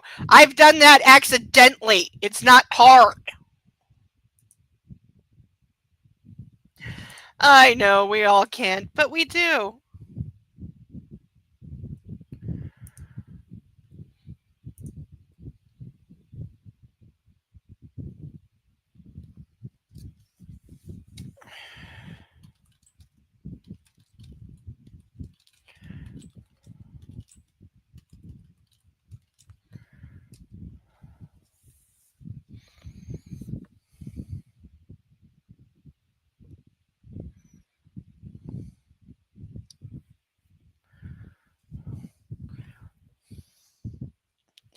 Oh my god, I think the dog actually listened to me and he's curled up on the couch. They can surprise you by being such good boys sometimes.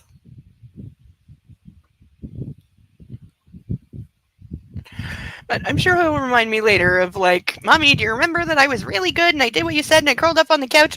Okay, now I want all the belly rubs. I want at least 20 minutes of undisturbed belly.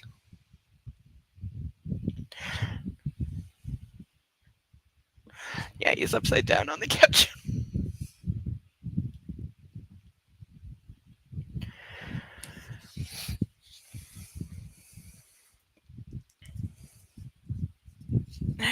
I use all my strength to snap off the first heel. It gives after a moment or two, as does the second. Here, I'll get you a new pair when we're home. I'll hold you to that. Yeah, I'd be making him replace the shoes too. Oh, yeah. He always wants all the treats, and for him, treats mean chicken. I swear, he will follow you to the ends of the earth if you tie a piece of chicken on a string. It is the answer to life, the meaning in the universe. It's ambrosia to him. And he's really not that big on dog treats. He's very picky.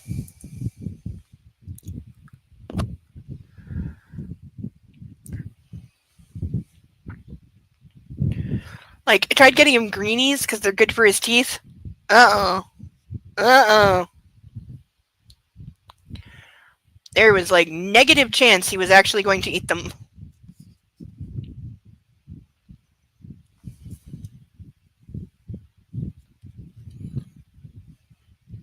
You know, he kind of he sniffed it and gave me a look that said, that's not food. I refuse to believe that this is food, and I'm a doggy. And that's not food.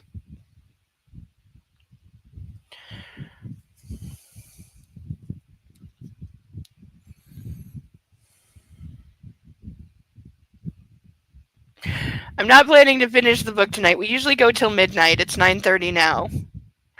I aim for about 10 pages an hour, but we're a little ahead. But we'll get through chapter 9 and a little bit into chapter 10, which is the last chapter, and then we'll finish next week. But we'll see how far we go. I always worry about pacing, and then it always comes out fine. So, but yeah, there's not much left.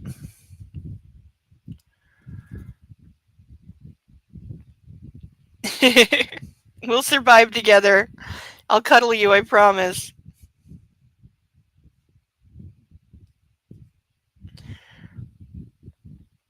She puts on her shoes, and once more we set off down the road. How much money do you have? I ask. On me? About $200? I have about 400. Let's see if we can hitch a ride. Okay, you're on a main road. Flag somebody down and ask to use their phone. Also, you both have cell phones that should be getting a signal by now. Or like I said, honestly, I would pick up a rock and break into the visitor center and use their landline if I had to. And I would explain. I'd be like, and especially with Christian Grey, I'd be like, okay, yes, I broke into this place, but it was a matter of necessity, and I will pay for the damages, obviously. Like, how are we pretending that they still don't have a cell phone signal or they can't, like, find a working goddamn phone? Also, they were flying over a national park, which has to be heavily monitored. There's going to be like fire ranger towers everywhere that definitely would have seen a helicopter going down. So I promise you, search and rescue's already at the helicopter and looking for them. And given that he's supposed to be so incredibly famous, it's already being blasted over the news. They said it's been 2 to 3 hours. It's already all over the news that Christian Grey's helicopter was found crashed in a national forest, but the 2 people on board are nowhere to be seen.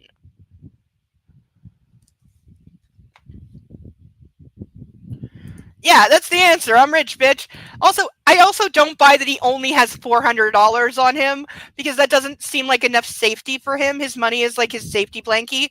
So I fully believe that he would have at all times at least 2 to 3 grand on his person. I fully believe that.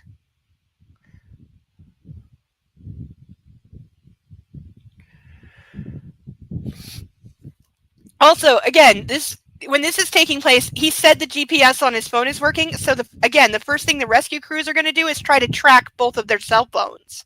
So they should be able to find them, like, no problem. There's no signal within Mount St. Helens National Volcanic Monument. Is that what it's actually called? Did she make up the name of a national park that doesn't exist?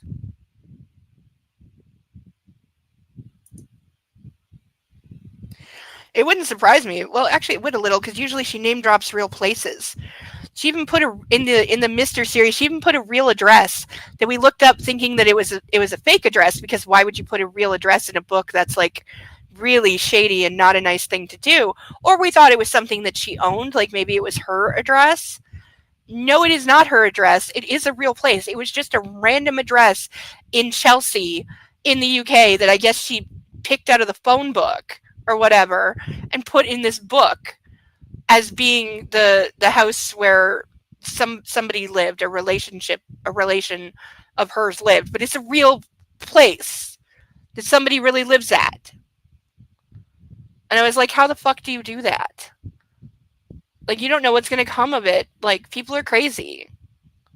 That's why you don't put real addresses and real phone numbers in books and movies or TV shows, because people are nuts.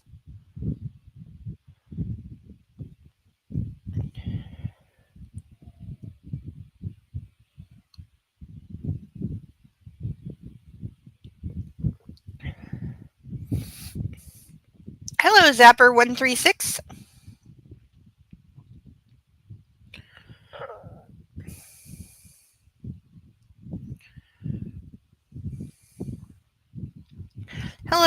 Hello to you in France.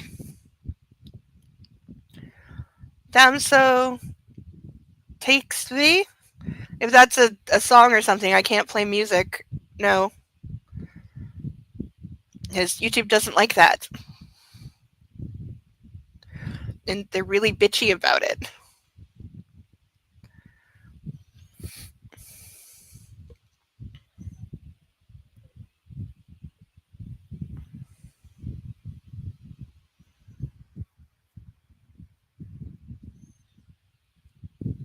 I mean, I'm actually seeing people get copyright strikes for things like Beethoven, which is so like Beethoven is not just out of copyright; it's hundreds of years out of copyright. And still, I've seen people get flagged and have to argue with YouTube that hey, it's public domain.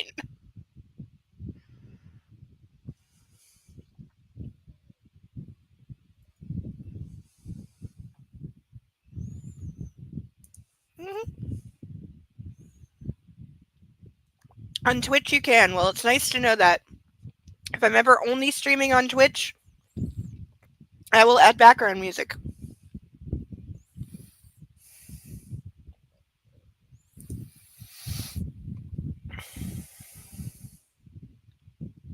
Yeah, Beethoven's fair use. So is like Tchaikovsky and can't think of anybody else right now because I'm having brain blank. I'm blaming the half a glass of wine that I have drunk. Oh, you want to see excusing abuse? In the third one, on their honeymoon, after he gets mad and ties her up in a way she doesn't like and then has very violent, rough sex with her to punish her for doing something that she doesn't like. Mozart, that's who I was trying to think of. Mozart. For doing something that he didn't like. Bach, there's a good one. Yep, know them. Bach. They say Tchaikovsky. Vivaldi. Love Vivaldi. Four Seasons. But yeah, after doing that, and then he has like some guilt the next morning because he sees the bruises on her wrists. He then buys her a $30,000 cuff bracelet just on the spur of the moment. Just walks into a jewelry store, buys her a 30,000 euro because they're in Europe. 30,000 euro diamond cuff bracelet, and puts it on her, saying, "This will hide the bruises, and also I'm sorry." That's his version of sorry. So that is the ultimate abuser thing: is you hurt somebody, then you feel bad about it, and so to alleviate your guilt, you buy them gifts.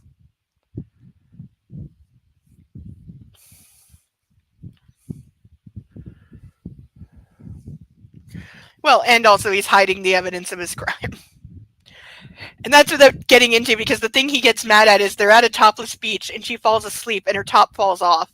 And he's mad that her boobs were on display, even though, again, Europe and they're on a topless beach and nobody cares.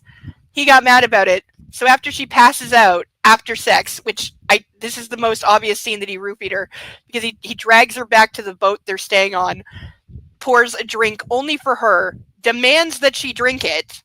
She does. He then has very rough sex with her tied up, and then she passes out immediately.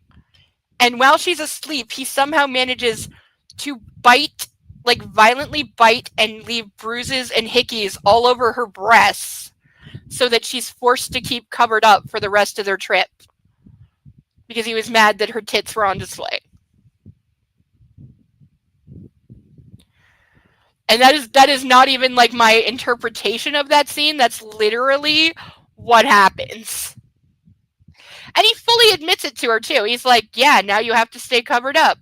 So I won't get mad and jealous that your tits are on display and we'll both have a better time. Aren't you glad I viciously bit you and violated you, honey? On our honeymoon? Angela Bassett's in that? I love her.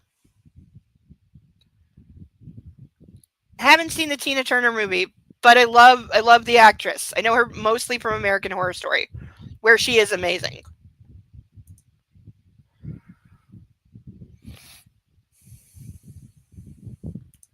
Yes, that happens, I know. Oh, I know, because like, are you in like a brace or a cast? Yeah, like my mom, when we were in the car accident, and even though it was weeks later, her face was still really bruised because she got thrown into a brick wall like face first, so her face was like really messed up for a long time. She had like huge skull fracture. You could still see like stitches. She had double black eyes, like bruises down her cheek. Everywhere we went, we got looks, and more than once, people came up to her and were like, "Hey, you don't have to put up with that," thinking that like the boyfriend beat the shit out of her because that's what she looked like. And she'd have to explain, like, no, no, no, I'm not in a domestic violence situation. Thank you for the concern. But I was in a car accident and that's why my face looks like this. But everyone, like, and sometimes people would, like, they would look and then, like, look away because, like, they don't want to, I guess they didn't want to embarrass her. But everybody thought that, like somebody beat the shit out of her because that's what she looked like. And it took weeks to heal. Yeah, no, totally understandable. Like even though I was only 10 years old, I fully understood both what was happening and why it was like, yeah, I get it. I get it because it looks like it. I fully get it. But it made going out awkward for several weeks. Oh, that's bad. Yeah, yeah. Eh, I know. And then when you say it, then when you say the truth, it always sounds lame, right? Like you sound like you wouldn't believe yourself if you were hearing it. I've been there.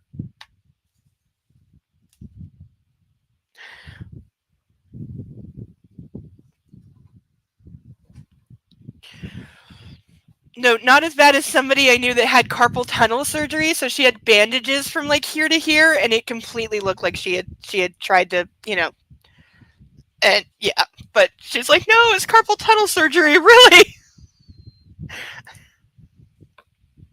I felt very bad for her.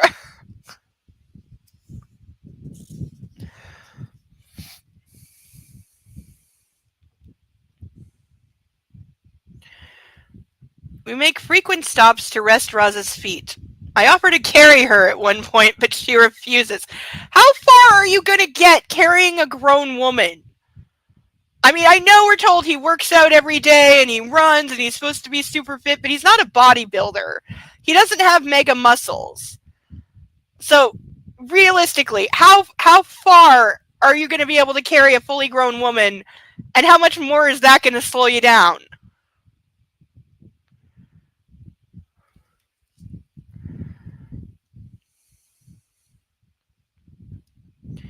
She's quiet but resilient. I'm grateful that she's held it together and not succumbed to panic. I wouldn't be panicking either. I'd just be pissed off that you didn't have a sat phone in the helicopter. Because we could have just called for help and been picked up by now. Or a working fucking radio. Like, honestly, I get turning everything off to put the fires out, but then I definitely would have tried to restart the electrics and use the fucking radio. At least try.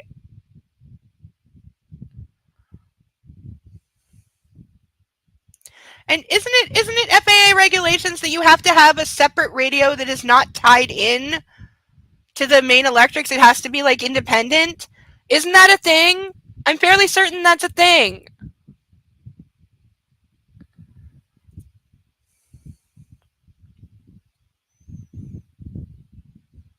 Like, because I know on a boat, my grandfather had a camper boat, the kind you could sleep on overnight, and he had to have 4 different licenses to have this boat. It was the biggest one he ever owned. He had to have 4 different licenses, one of them being a radio operator's license, and he was required to have a separate full unit. It was in a case by itself, and it had a key to turn it on, and it was in a case by itself, and it was completely separate from any of the mechanics of the boat, and it was there for emergency. In case the boat's electrics failed or the boat radio was damaged, you had a backup radio that was battery powered and completely independent. And like, he had a fucking sat phone on his boat, and this is in like 1996.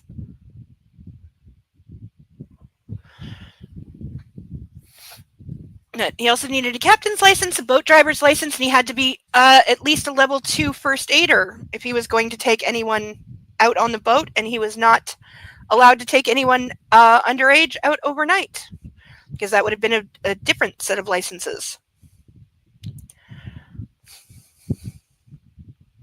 I know. Am I right about the radio thing? I think I'm pretty close to right. I mean, I'm in Canada. I don't know how different the regs are from the US, but I wouldn't think they're that different. But yeah, I would, if I was in the woods, well, I'd be terrified because I'm a city girl too and I hate the woods. It would scare me. But if I swear to God, I'm that idiot that if I saw a bear, I would genuinely try to get close to it. Not too close, but I would at least be like, oh my God, it's so cute and fluffy. Do we know that clip from, does anyone watch KFAR? KFAR Reacts channel on Body Cam channel. And they have a clip of a little girl seeing a bear in a zoo. And she's just like, can I pet that dog? I want to pet that dog. And her mom's like pulling away and she's like, but I want to pet that dog. Hey, in defense of the like 2 to 3 year old, it has brown fur, it has pointy ears, it has 4 legs, and a wet nose, and therefore dog. Yes, can I pet that dog? Can I pet that dog? She's got like, for a 3 year old, she's got the thickest Southern accent ever. She's so cute. But can I pet that dog? And then she's like confused, like why can't I pet the dog? It's clearly a dog. Like, what do you mean that's a bear? What's a bear? That's a dog, clearly.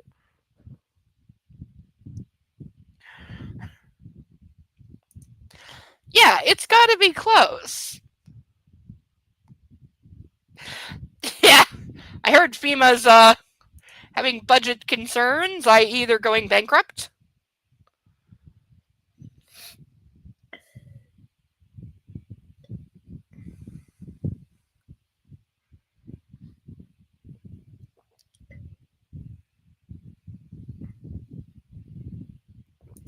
It is a cute bear. And it's like a yearling cub. It's not that big. Yes, it is friend-shaped. Yes, to a 3-year-old, it's furry. I want to pet it. It's friend-shaped. That's what it is.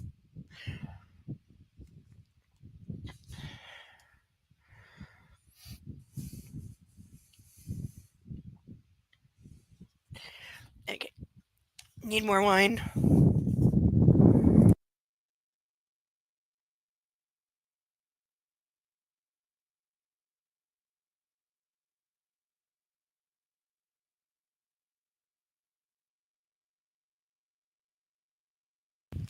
Now would really be the time to get me to chug because I overfilled this.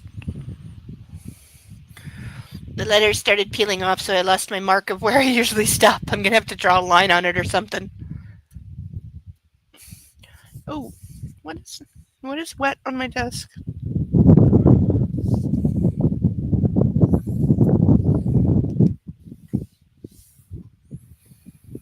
Okay, I think it's just me sweating on it because it's incredibly hot.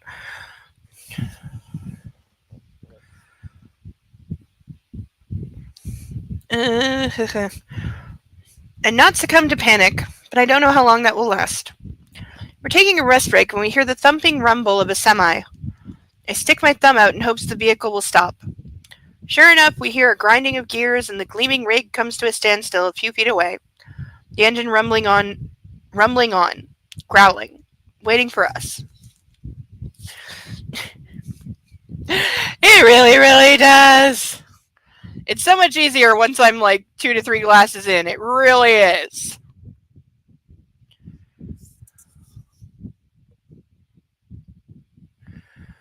Looks like we got a ride. I flash a grin at Roz, trying to keep her buoyant. Her smile is thin, but it's a smile. Also, the amount of compassion and concern he's showing for Roz is so far out of fucking character. Like, I swear to God, if they said he hit his head and it caused a temporary personality shift, that would make more sense than him acting like this, because he's not this person. He is not the guy that's going to be comforting her. He's the guy that's going to tell her, put your fucking shoes on and keep moving, because I need to get home to my girl, so stop whining and keep walking. He's that guy. He's not the guy who's smiling at her trying to be reassuring or gives a flying fuck if she's crying or panicking. He's the guy that is like, keep up or I will leave you.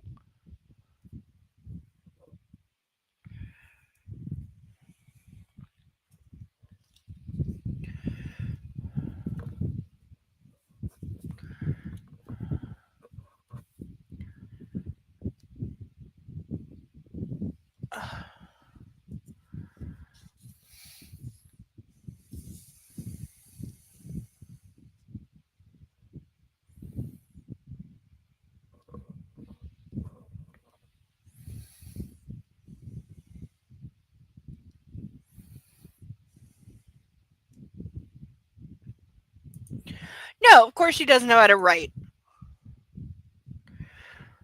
And there's so little consistency. Like I said, several things have been retconned. What did Christian Grey's company do in the original books?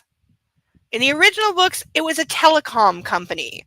Hence, he had access to satellites and could track her phone, etc., because he ran a telecommunications company with military contracts that gave him access to military satellites that he completely, committed whatever the laws that you break when you use a military satellite to track the phone of a girl that you just met who blew you off, so you can track her down to a bar and take her home while she's wasted and have her wake up half naked in your bed. But in these books, one of the first things that was a noticeable difference is that suddenly he runs a financial company that has a telecom division. But it's now a financial company, like a hedge fund company. And these are being written by the same author. It's like, did you forget what you fucking wrote and you couldn't be bothered to look it up? Is that why his sister is suddenly 10 years younger and his brother went from, successful, got his act together guy to slut?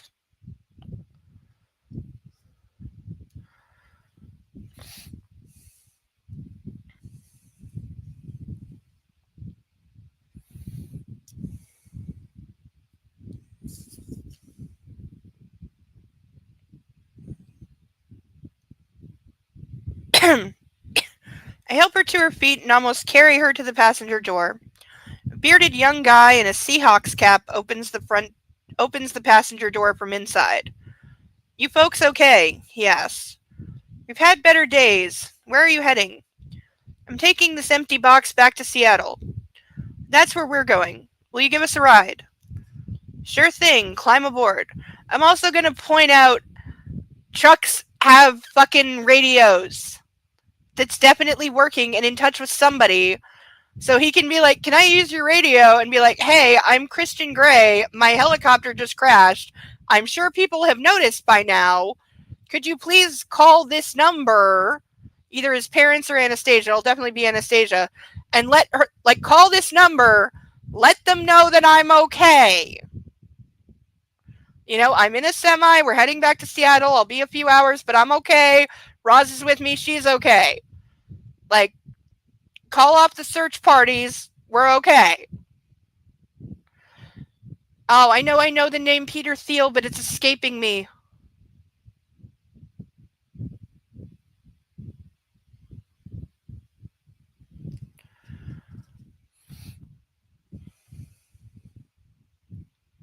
But yeah, they're now in a thing that definitively has a intact line of communication to the outside world.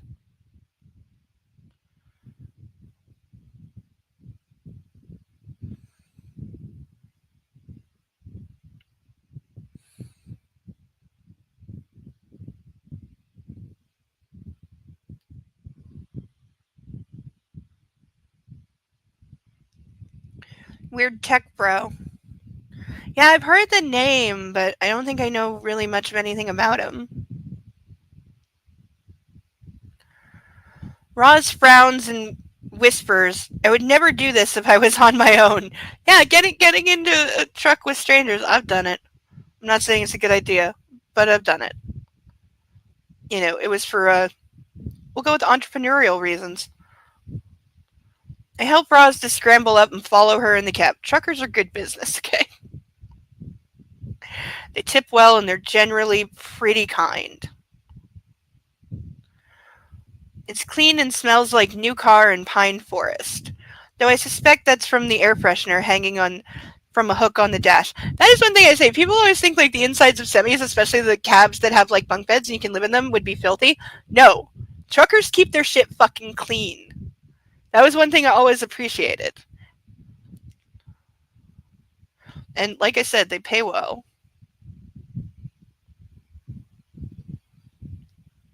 Generally pretty respectful too. More so than lawyers or cops.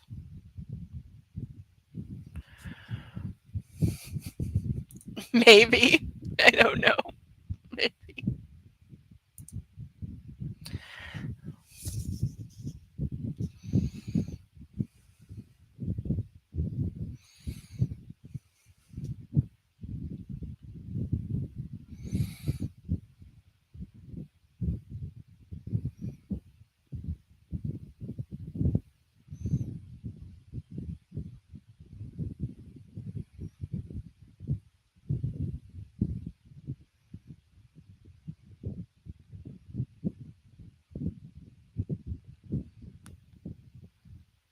What you folks doing down here? The guy asks as Roz settles on the excuse me, comfortable looking couch in the back of the cabin. Yeah, some of them are really nice.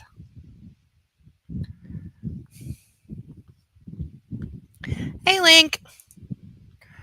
Yeah, they keep their stuff like freaking clean. Like it's a point of pride.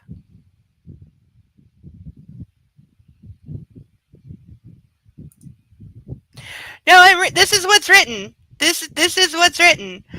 I was just commenting on my own experience getting in cars with strangers because the alcohol is starting to kick in.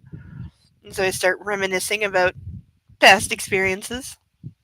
But yeah, truckers are always good business. I was never hesitant to get in the cab with a trucker. I hesitated a lot more at different other kinds of cars and professions.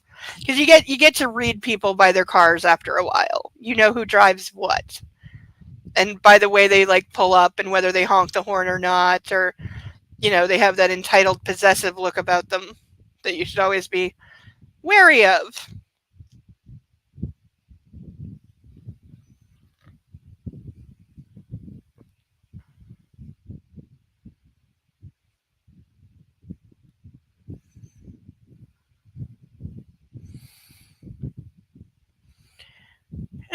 Roz settles on the comfortable looking couch in the back of the cabin. It looks brand new.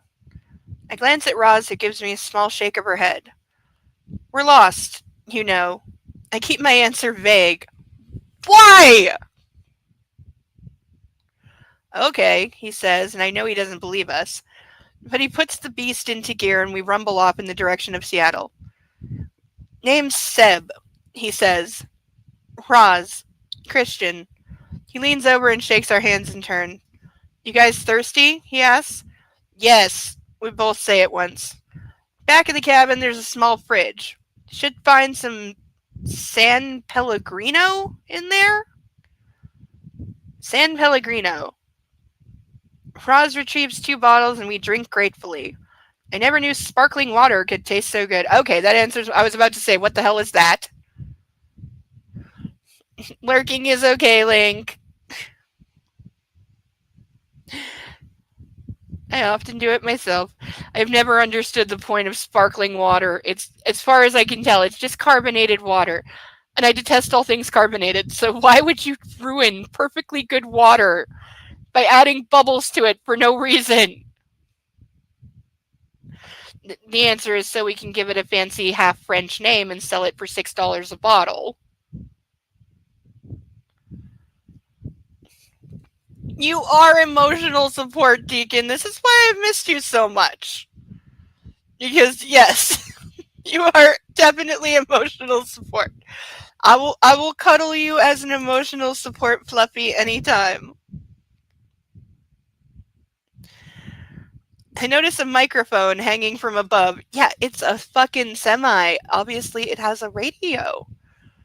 CB radio, I ask. Yep. But it's not working! It's new, damn thing. Of course. Now we have fallen over. We have fallen head first over the biggest horror movie trope ever. Oh my god, my cell phone mysteriously doesn't work and neither does the radio. We have tripped the fuck over the biggest cliche ever. I was taking a guess. I was guessing at the price. $8 is perfectly fair. I didn't know that that was a real brand, actually. I've heard of Pellegrino, but I thought it was wine.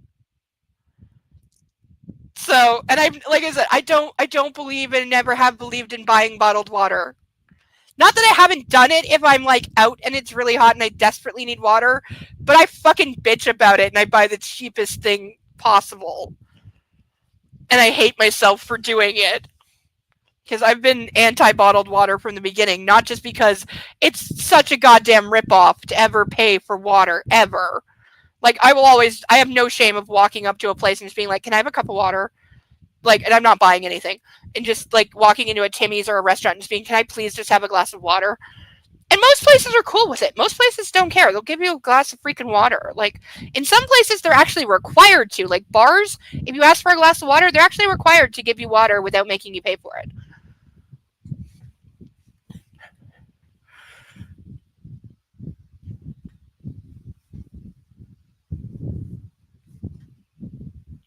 But yeah, it doesn't surprise me at all that, fancy, like, fake AF sparkling water is expensive. Yeah, you definitely pay for the bottles. Some of them have nice bottles. Like, I remember there was this one, like, called, like, Vache or Vooz or something, or Vase. And it was these glass bottles that were really, really nice. And a friend of mine had, like, so many because she bought it all the time. And I was like, can I have a couple of those bottles? And she was like, yeah, sure, take them, because they were really great bottles. But those were like $14 each. I asked her, and I'm like, what the fuck are you doing? Paying $14 for half a liter of water because it's in a fancy Voss. That's it. Yes, Voss. $14 for like half a liter of goddamn water because it's in these fancy glass bottles, which I admit, I like the bottles. That's why I wanted them, because I wanted to use them to put things in, and it looked cool on my table. But I was never going to pay that. Whereas she bought like 2-3 of these a day. I'm like, girl, that is like a week of that is my grocery budget for the month. That's not a good month. Like, right now is not a good month, and I already spent like $60 on groceries that I should not have spent that much, but I needed things. I needed a new broom. My broom handle snapped on me. I was in the middle of sweeping up, and the thing just fucking snaps, and I'm like, really? Really? You couldn't have waited till I finished to break. And now there's just a pile of stuff I have swept up that I now can't get into a bag without getting my hands extremely filthy. So I need a new broom, and that was $10. The rest was like, instant rice and mac and cheese, because that is my groceries for the month. Nothing else is in the budget. Except for pet food. There will be pet food.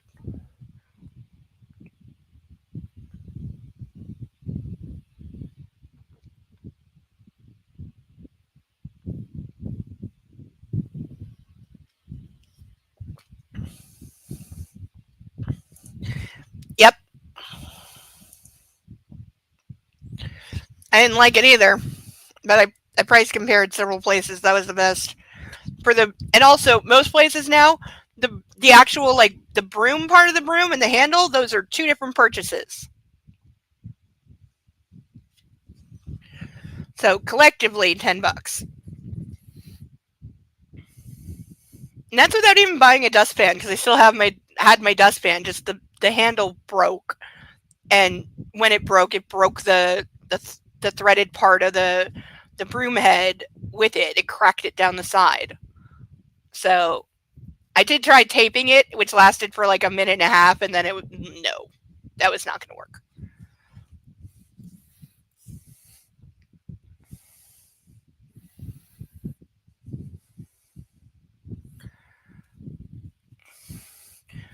But of course, we have the horror movie cliche of the radio isn't working right now. Which that is just so goddamn fucking motherfucking stupid. He gives it a frustrated knock with his knuckles. This whole rig is new. This is her maiden voyage. Okay, what company is gonna let you go out with a busted radio? That's why he's driving so slowly. I check the time. 7:35. My phone is dead. Well, you shouldn't have left it on. As is Roz's. Okay, you're both stupid for not turning the phone off until you got to a place with a signal. Tam. Do you have a mobile? I asked Seb. No way. I want my ex-wife to leave me alone. When I'm out in the cab, it's just me and the road. Oh, of course, he's a technophobe. I swear to God, this is C.L. James writing herself out of a hole, because this explanation wouldn't have been in the other books, because he never explained how they, got back to civilization or why it took so long. So this explanation wasn't there, and she probably got called out for, hey, he said they came in a semi, so that would have had a radio, the driver would have had a phone, something. And so this is her, explanation of why that didn't happen. Because, oops, it sounded stupid, but this makes it worse. This makes it a lot worse. I nod. Fuck. Hannah might be worried. But I'll worry her more if I tell her what's happened before she sees me. No, you won't! Because if you're talking to her, she'll know you're okay! And then she won't worry! God, he's stupid. He's really stupid sometimes. How would it worry her more if you go, okay, well, my helicopter crashed, but we're both fine, and I'm on my way back to Seattle? How is that more worrying than nothing?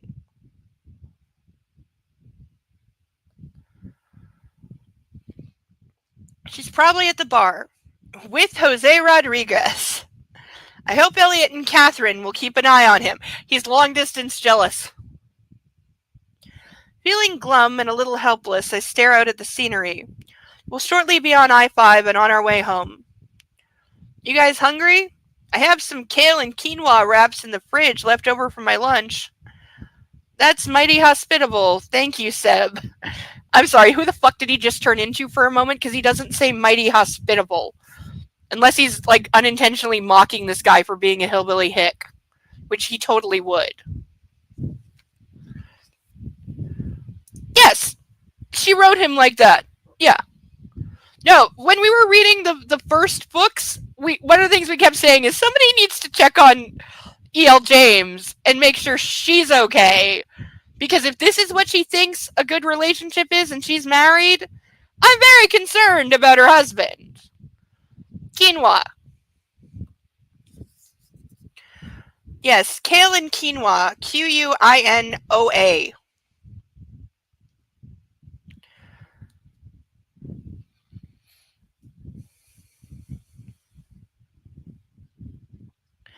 You folks mind a little music while we drive? He asks when we've finished his lunch. Oh, hell. Sure, says Ross, but I can hear her uncertainty. Seb has Sirius on his radio, and he turns into a jazz station. The mellow notes of Charlie Parker's saxophone playing All the Things You Are fill the cab. All the things you are. Anna. Is she missing me? I'm on the road with a kale and quinoa eating trucker who listens to cool jazz. This is not how I expected my day to go.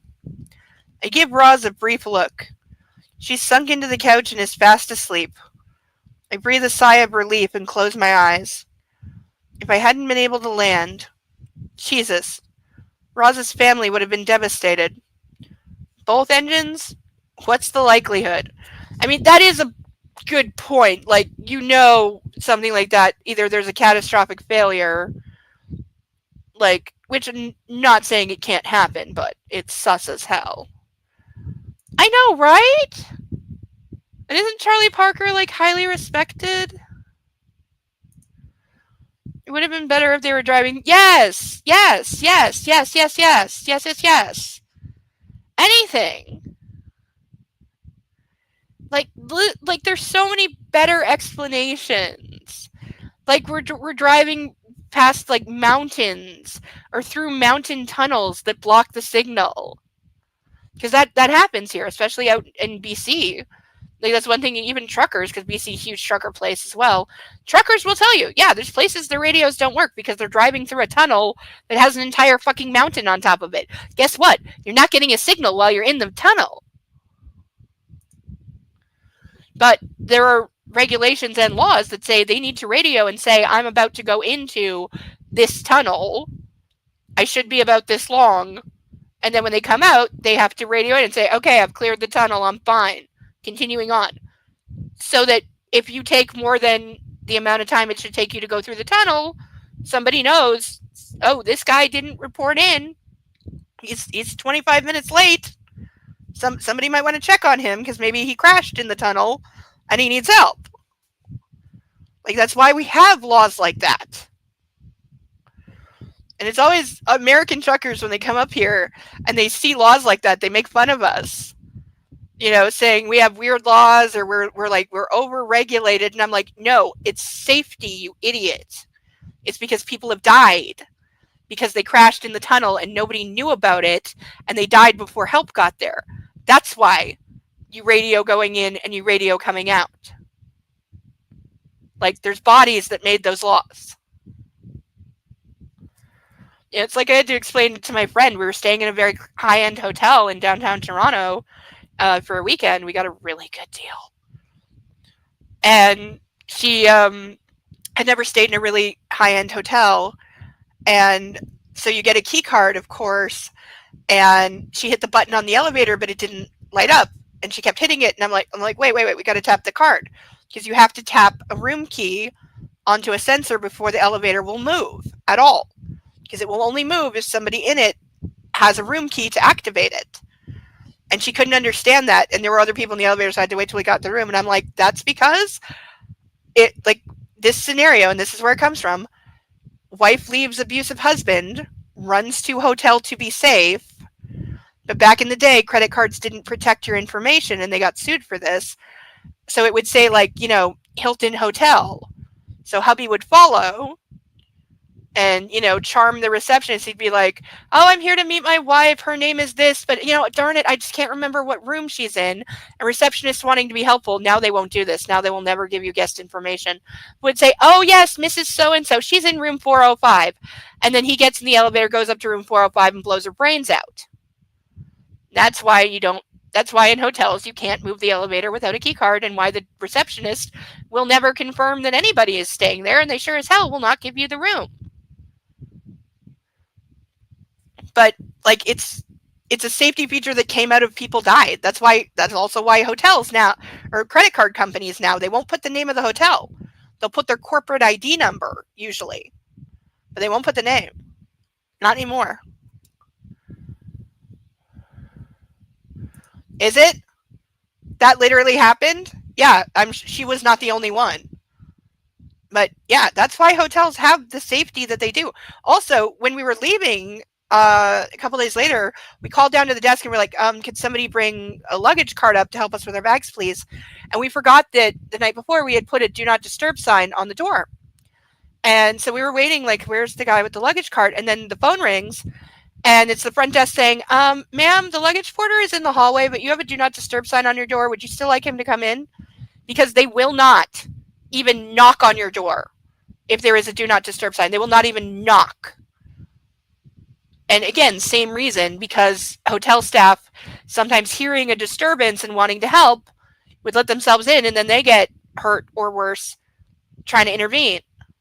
And so if there is a do not disturb sign, you do not even let somebody know that you are there. You go down the hall and use the house phone to call the front desk to get the front desk to call the room. And until we took the sign off the door, nobody would come near. Aren't supposed to, yeah. It's not foolproof because human error exists, but it's improved a lot.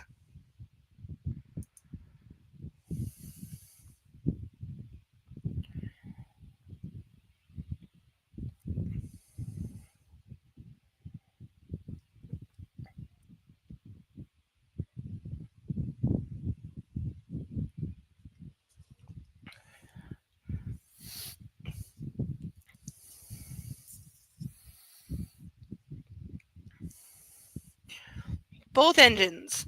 What's the likelihood? I remember the Vegas massacre. Yeah, I think they put like time limits on it now. That they need to like do some kind of a welfare check, but they're like allowed to call the police and get the police present before they go anywhere near the room, which I fully applaud. But yeah, I remember all the details of what that guy like got away with in the hotel, basically because he was rich. Not that he was rich, but he was throwing cash around. Like, because he was using their like private service elevator. That's how he got the guns up to the room without going through the lobby. And it was because he was handing out $100 tips.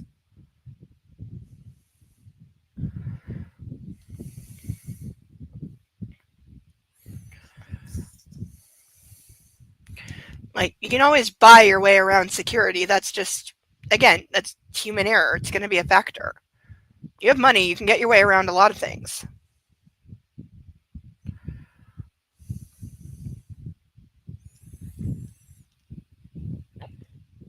Excuse me. And Charlie Tango had just had all her routine checks. Something doesn't add up. Well, yeah, if my pristinely maintained helicopter has a double fire and crashes and all the electronics fail, yeah, I'm going to think something's up too. Doesn't take a genius. Memory unlocked. I'm sorry. I feel the need to apologize, whatever it is. Sorry. The rumble of the truck goes on and on and on. Oh god, this is also when she had this weird obsession with repeating things 3 times. Which again doesn't appear in the other books, but in this section it does. For some reason. Billie Holiday is singing. I like her. I feel bad for her. I still gotta watch the docudrama US versus Billie Holiday. Because I was telling a friend of mine about it, like, because I think she had like just died or something, and so her songs were being played a lot on the radio, and I knew the song "Strange Fruit" and the history of it, and the fact that she had been arrested and charged for it, for singing it in public, and how ridiculous that was. And my friend had never heard anything about it. She was older than me too, like 10 years older than me. And she just had no idea. She didn't know the song or the controversy or what it really meant, or that it's obviously referencing lynching, or that she had been arrested for singing it in public. But I still say Billie Holiday has one of the best voices I've ever heard. She reminds me a lot of Adele in terms of comparing singing voices. Reminds me a lot of Adele. Yeah, please do. It's been too long since I heard her. Also, from the pictures I saw, she was like, the term Stone Cold Fox comes to mind. She was stunningly beautiful.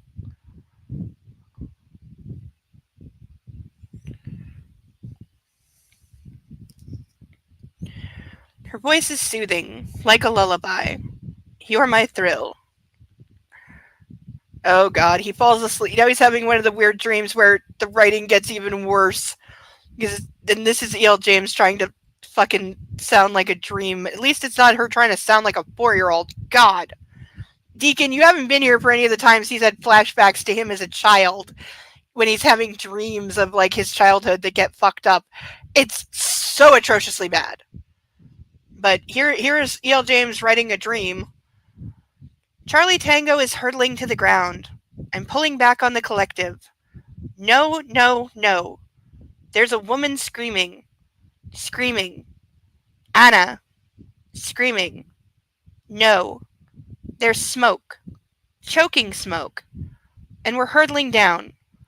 I can't stop this. Anna is screaming. No, no, no. And Charlie Tango hits the ground. Nothing.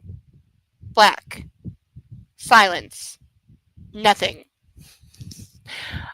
I wrote better poetry than that when I was 7.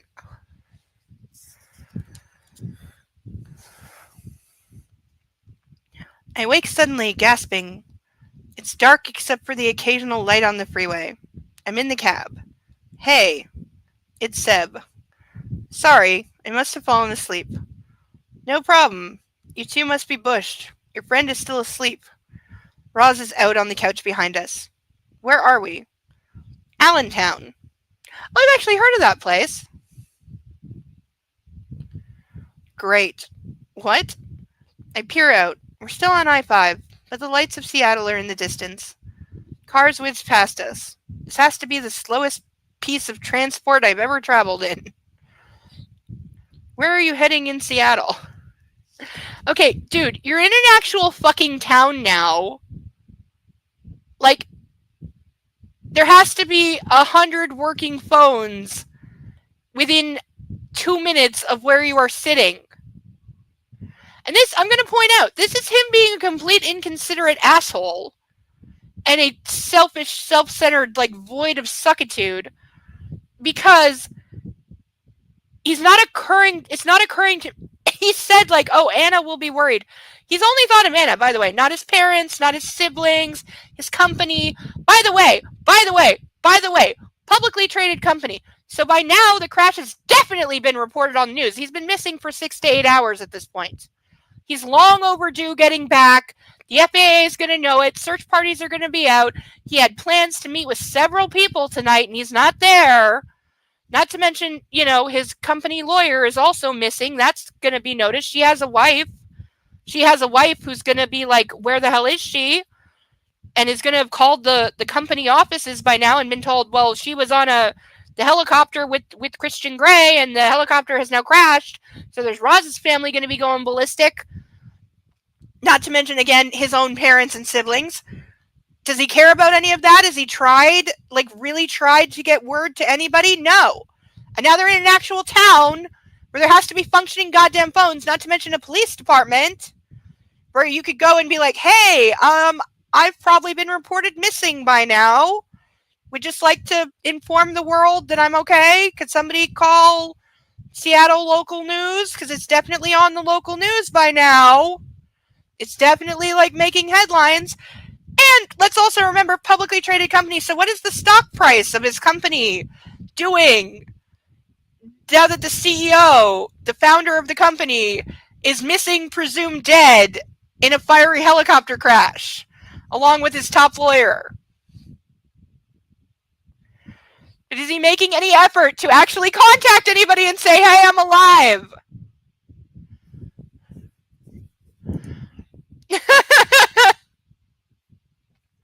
Oh, we will get through this because we are strong.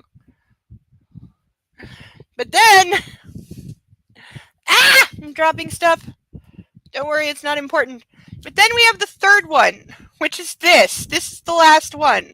Retold from his point of view, and it's this goddamn big.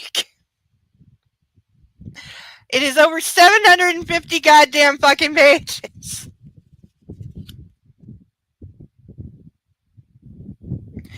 So this is up next. And that will be, when we get through that book, that will be the end of everything that E.L. James has written for now, because I maintain that the Mr. series has a third book coming. Whether she will admit it or not, I maintain that it will happen. For now, we will have read everything by E.L. James, and we will move on to a different author. I already know what series we're going to read next. I'm not announcing it yet, because I have to do a little more looking in, but I know what it is, and I should really work on getting it. Once we get halfway through that, I'll worry about getting the first book. But I know what we're reading next, unless something drastically changes once I look into it a little more. It should be okay. But we will have covered everything that E.L. James has written, and we can put her behind us until she writes something else, which she will, because they make money.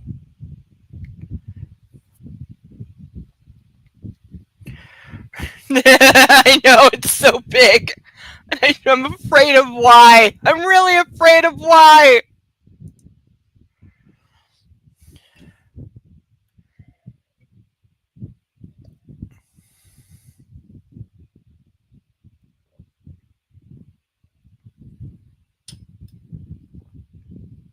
Like I've said, I just want one flashback scene of Mrs. Robinson pegging him, and I will chill to a degree.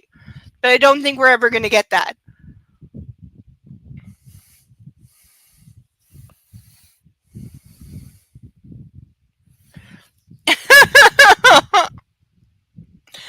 Always listen to your kidneys, they're important. My mom actually had a kidney transplant when I was like 7. Completely like life changing.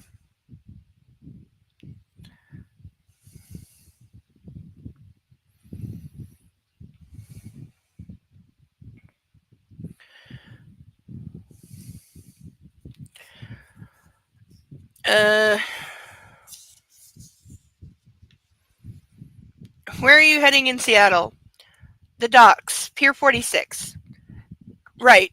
Could you drop us in town? We can pick up a cab. No problem. So, have you always done this? No, I've done a little of everything. But this truck, this one is mine. And I'm working for myself. Okay, so that's probably supposed to answer why he's got a busted radio and a brand new rig, though. Seriously, if you just picked up a brand new rig, and I know what these trucks cost, they cost like $30,000 to $40,000. If it had a busted radio, you'd be threatening the manufacturer with a fucking sledgehammer and telling them they better goddamn well fix it.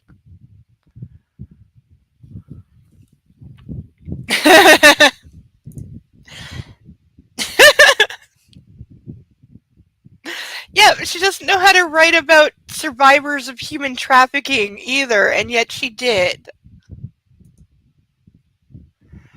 Like, if you've not learned by now, E.L. James, like, she doesn't know about anything that she writes.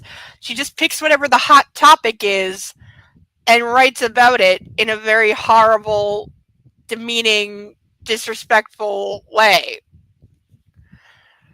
Cerebellum, good point. It could be new to him, but not new. You're entirely right, and I didn't think of that. Good catch. Very good catch. Very, very good catch. Because, yeah, I'm sure these rigs get sold and resold quite a lot.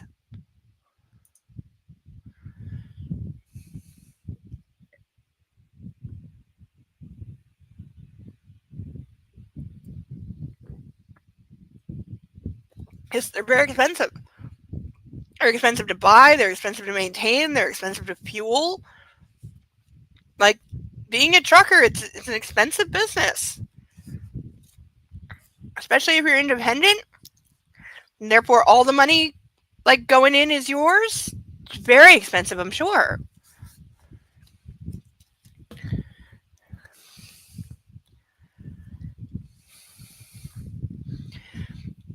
Forgive me if I refresh, but my lips are getting way too dry. Can we explain what pegging is to those of us that you just want me to say it? Which I will, because I have no shame. I want a scene of when he was a submissive for Mrs. Robinson, where she is wearing a strap on and absolutely fucking him violently up the ass while he screams and cries like a little bitch. And if it's full pegging, that would involve somebody else having something else in his mouth. I can explain it too. Though if it's both anal and oral at the same time, that's also called spit roasting. Pegging is usually just anal with a strap on.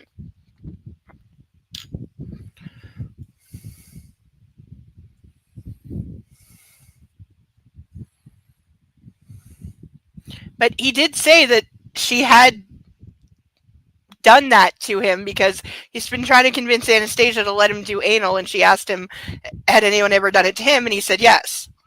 So all I'm asking for is proof.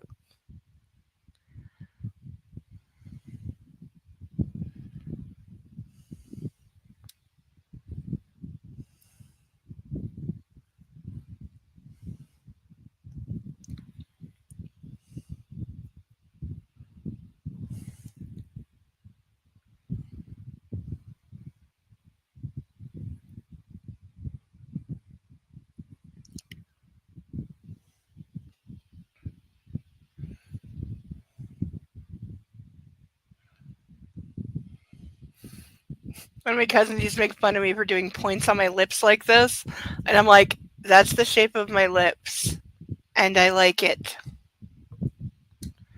But she was a brain dead twit, so.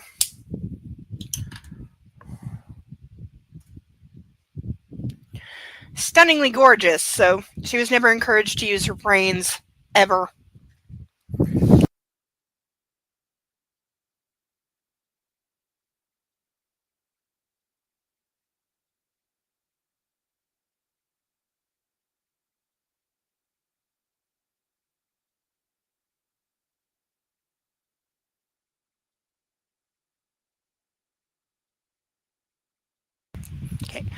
Yes! I'm well aware that whenever there is a GOP con in town, there is on average an 800 to 1200% uptick in grinder usage in that city. Gee, almost like they're a bunch of closeted religious fucks. Like, my favorite type of political scandal is married with like way too many kids, Republican, anti-abortion, and homophobic as fuck senator or equivalent senator, governor, take your pick, gets outed in gay sex scandal. That is my absolute favorite kind of scandal in the entire world.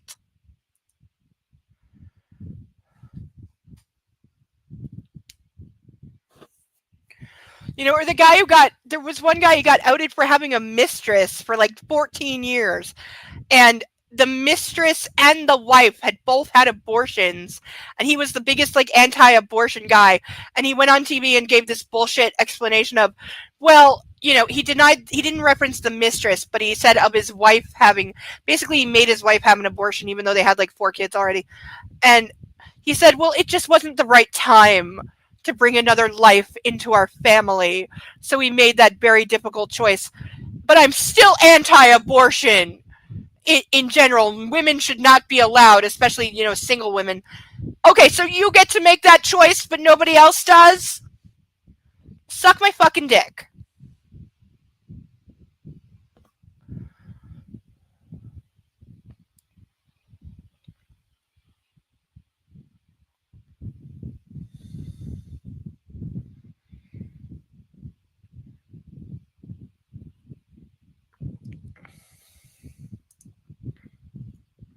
I don't know what that word is. Are we going for property?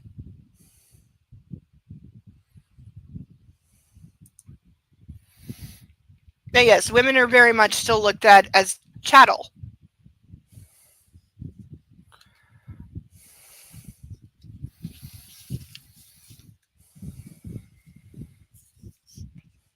Like, keep in mind, Stephanie Myers wrote Twilight because somebody said you can't write a religious romance book that would ever be a mega viral hit, worldwide bestseller. I then point out that when she wrote it with a lot of Mormon religious crap in it because she's Mormon, it didn't sell.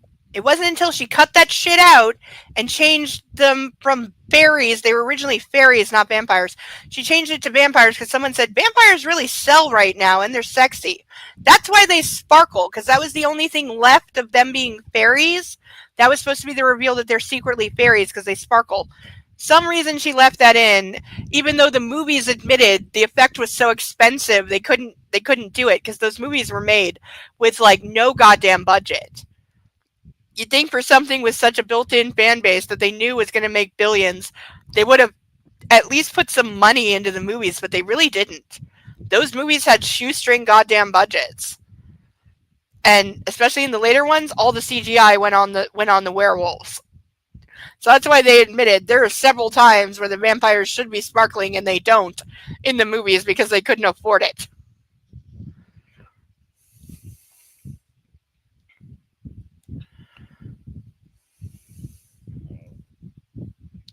But yeah, she wrote them originally as religious porn.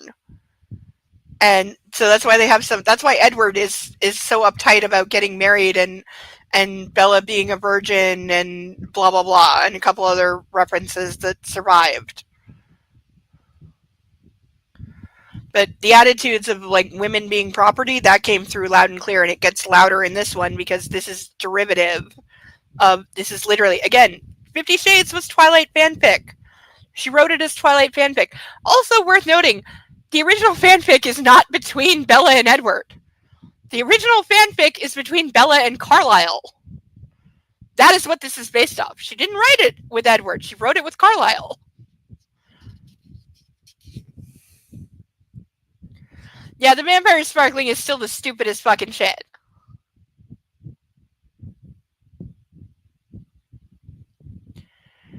Like, there are 2 good things that came out of those 5 movies. One, is in the, I can't remember if it's in the first or second one, and I don't care, where Bella is bringing Edward to meet her father for the first time. Charlie Mustache Dad, he's the best character in Twilight because he's the only real character, and I love him so much. He's always, unless he's on duty, he's always drinking, and I love it. But she's bringing Edward to meet her father for the first time, and what is Charlie doing? He's sitting at the kitchen table, cleaning his shotgun. There's 2 empty beers in front of him, and he's working on a third. And he's cleaning his shotgun, waiting for his daughter's first ever boyfriend to arrive. And she comes in and says, like, Edward's here. And he goes, okay, bring him in. Picks up the shotgun, racks it, bring him in. And in the only moment of acting from Kristen Stewart in the whole movie, she's like, okay. It's the funniest goddamn moment. It's like, you're so, like, yeah, there's a lot of dads meeting their daughter's first boyfriend is, yep, I'm gonna just sit here with a shotgun on my lap while I meet the boyfriend. Yep, I'm like, yep, America, totally true. Yep, I'm buying it. Again, Charlie is win. He's the only like real person in any of those movies, and that moment made me laugh so fucking hard because it's so honest. Like, that is honesty. It is the most realistic dumb thing, but it is. It's the only good thing. That, and in the final one, the last one, the one that has the epic fight scene that is, again, the only good scene. But when Michael Sheen playing Arrow does that insane laugh that went viral and it's so memed where he goes, ah! I can't even do it as good as he does, but it's fucking insane. It's fucking batshit. And you can tell Michael Sheen was just like, not only there for the paycheck, he was having all the fun. He was like, okay, I'm going to dial this up to 10,000 and take it just campy, hammy bullshit all the way. I'm gonna be crazier than Glenn Close in 101 Dalmatians. Does anybody remember that they made a 101 Dalmatians live action movie decades before Disney started live actioning everything because they abhor creativity or new ideas and they're just trying to cash in on your nostalgic childhood by making a bunch of crap? No, they made an actual decent 101 Dalmatians live action movie in like the late 90s, I think. I think it was the late 90s. It's very early. With Glenn Close playing Cruella de Vil, and she acts fucking batshit the entire time, but it's perfect. It's wonderful and it's perfect. Ham it up. Yes. If you were in a cheap, crappy movie, ham it up. At least be memorable. No shit. Yeah, true. True. I loved that movie as a child. I was like 8 when that came out. I loved it. I loved the live action 101 Dalmatians. I must have watched it 100 times. Glenn Close is fucking batshit. But mostly I was 8 and it's a movie with 101 puppies. And there's all the puppies. And I just wanted to watch a movie with all the puppies. Look at all the puppies. There's all the puppies. And I desperately wanted a Dalmatian and I wasn't allowed. Right, it was, and she was fucking perfect. But it was a good movie. I haven't seen it in forever. I should download it, because, yeah, I haven't seen it in forever. But it was a good movie. It very much had a little bit of Home Alone influence, because it came out, like, just after Home Alone, and I think they shared crew.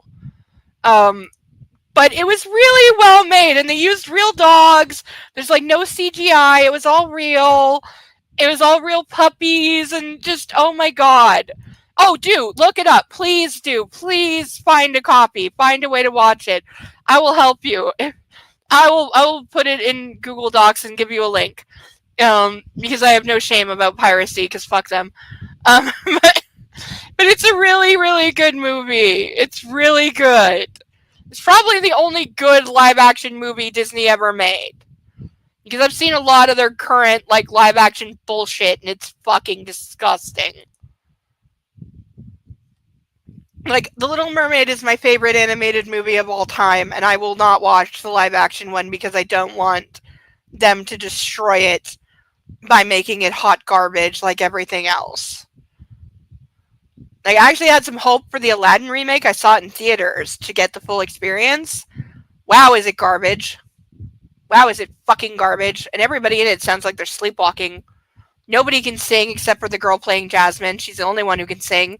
And she's the only one who ever sounds like she's putting in effort. Everyone else, when they're singing, they just sound dead. There's no passion, and they can't sing, clearly.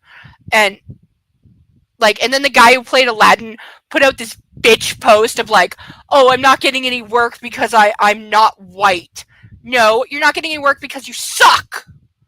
Because you put in an atrocious, sleepwalking, lazy ass, no emotion having, no passion having, you can't fucking sing, you look stupid the entire time. That's why you're not getting any work. You fucking sucked. That's why. It has nothing to do with your skin tone, man. I have no doubt her voice worked fine. It's everything else.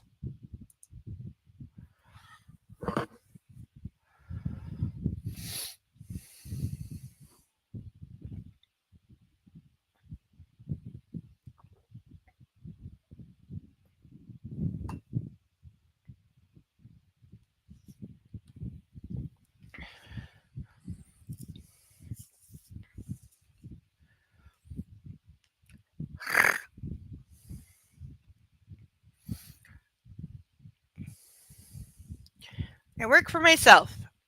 Ah, an entrepreneur. Exactly. I do a little of that myself. One day I'd like to own a fleet of these. He slaps his hands on the wheel. I hope you do. What do we bet we get some drop in line that Christian Grey paid off the truck for this guy, or bought him a second one, or bought him a franchise or something as a thank you. Seb drops us at Union. Thank you, thank you, thank you, says Roz as we climb out of his truck. I hand him $400. I can't take your money, Christian, Seb says, holding up his hands, refusing the cash. In that case, here's my card. From my wallet, I give him my card. Call me, and we can talk about the fleet you want to own. See, told you. Sure thing, says Seb without looking at my card. Nice meeting you folks. Thanks, you're a lifesaver. Honestly, I think that this, honest to God, because I heard this story later. I before Donald Trump was in politics, I used to watch The Apprentice because I liked seeing the celebrities doing the tasks. Not for him. I used to skip those parts because he was a blowhard buffoon, even back then. But there is infamously a story, and supposedly this is true, of he was on his way to a business meeting to close a major deal, major merger, and the car broke down. And so he just started walking and got picked up by somebody, and they drove him to the building where the meeting was, and he got there in time, and he made the deal, and he had given them his card, or he had gotten their number or something like that, and that as a thank you, without telling them, he paid off their home mortgage. He paid the rest of their mortgage as a thank you. And I think that is definitely where this story in this book comes from, or anything we come from. I think it comes from that.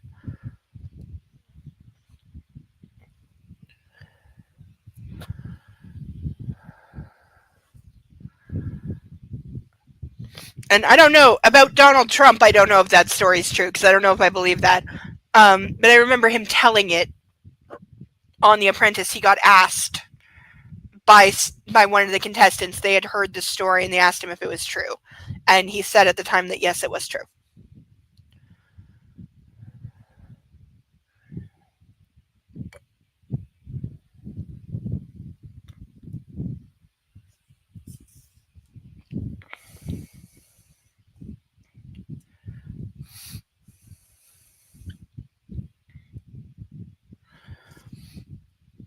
Yeah, I have no idea if that is true or not. And even whether it is or not, if he got asked, did you do this altruistic philanthropic thing? Of course he's going to say yes. There's cameras in his face. Of course he's going to say yes.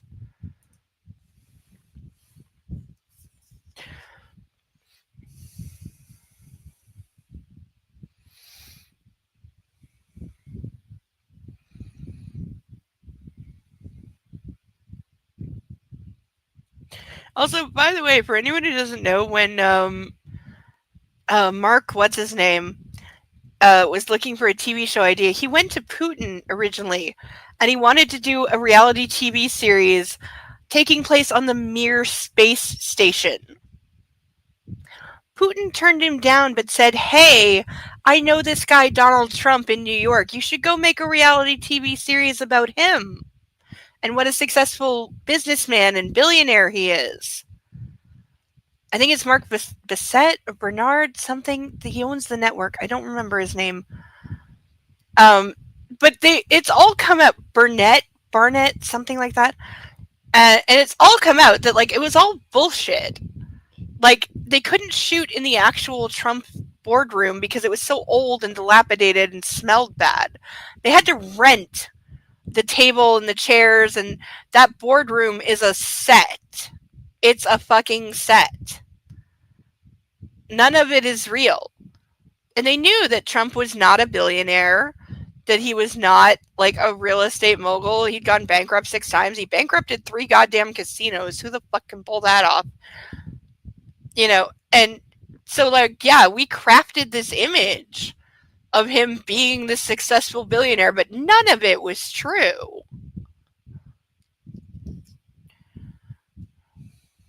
Because until he got into politics and started taking bribes as president, he was never really that wealthy, like on that level.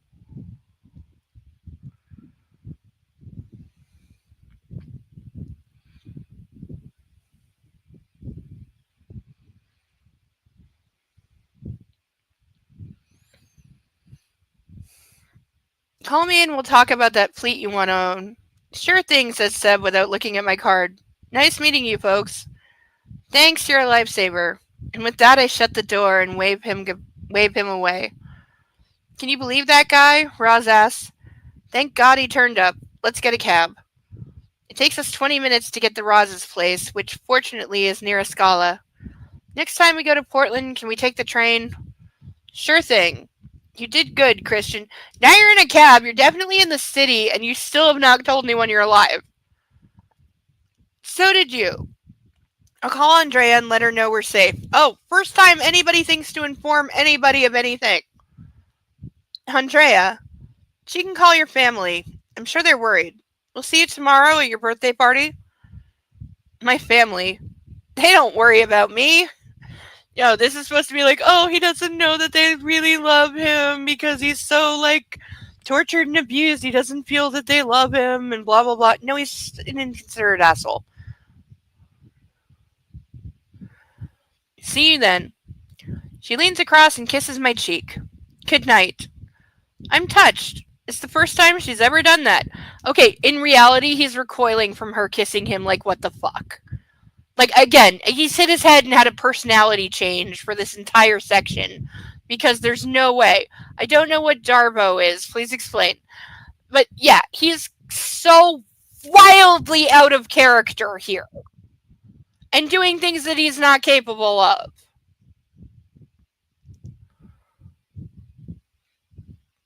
I watch her walk through the courtyard of her apartment building. Really, she's the lawyer of a very successful company and his personal lawyer, and she lives A, in a building, and B, one with a courtyard? Are you fucking kidding me? No, she doesn't. Roz! I hear Gwen screech as she comes barreling out of the double doors of the entryway and scoops Roz into her embrace. I wave and order the cab to take me around the corner. Yeah, not like you could have called to let her wife know that she's okay. There are photographers outside of my apartment building. Something must be going on! Are you fucking... What the hell? Oops. Sorry, I hit a button on a thing. But are you fucking kidding me? There are reporters... There are photographers outside of my apartment building. Something must be going on! What the fuck, you absolute lunatic? Darbo is a manipulative tactic used by abusers and manipulators to support... Oh, it's one of those things. Deny, attack, reverse, victim, and offender. He's very, very good at that. Very, very, very, very, very, very, very, very, very, very, very, very, very good. Very good. Very good. Yep. I've known people like that too. Absolutely, I've known people like that. But yeah, you're 100% correct. Yeah, yeah. He has absolutely done that.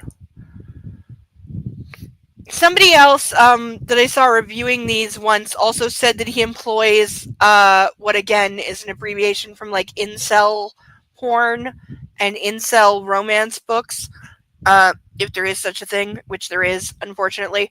That he employs what's known as the Dennis system, DENIS, I believe. Um, but yeah, it's one of those things that like today's version of snake oil salesmen who are incels themselves, but they like run these how to be an alpha male workshop for $5,000. I'll tell you how to mac and scam on women, and you'll be an alpha male who gets laid every night. Like one of those things, but one of them is the Dennis system. Um, it's one of a few, but yeah, and it comes up in like incel books. But I point out that incels are people who believe that the government should issue them a woman because life, liberty, and the pursuit of happiness means they can literally keep a female woman chained to their bed and have them make me a sandwich and use her for sex. And the government should issue them a woman that they can treat like that because that makes them happy.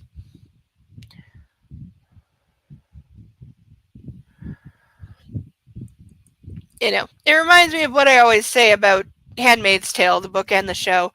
Democrats watch Handmaid's Tale and take warning. Republicans watch Handmaid's Tale and take instruction. Which is true now more than ever since they're making it real.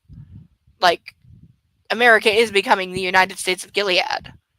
Especially when it comes to, like, abortion rights, women's rights. They're trying to take away women's right to vote. They're trying to ban birth control of any kind. They're putting women in jail for being pregnant and, like, if we can make up any excuse that they're a danger to themselves or the fetus, we can now keep them in jail in several states for months without no charges.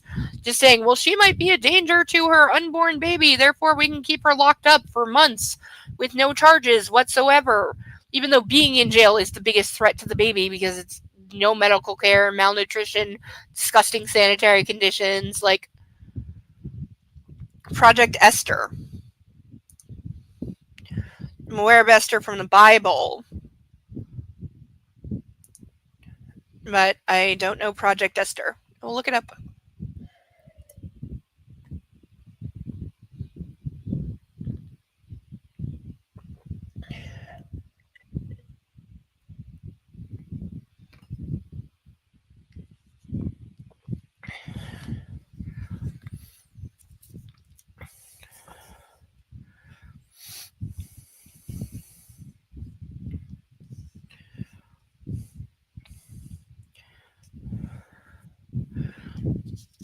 I'm not surprised they're going ham on this mess. There are photographers outside of my apartment building. Something must be going on. I pay the driver and get out of the cab. I keep my head down as I walk through the front door. There he is! Duh, idiot! Christian Grey. He's here. The flashes dazzle me, but I manage to get inside relatively unscathed. Surely they're not here for me. Okay, how stupid is he supposed to be? They just screamed your name and said he's here and took a million pictures of you. And you still don't want to believe they're here for you.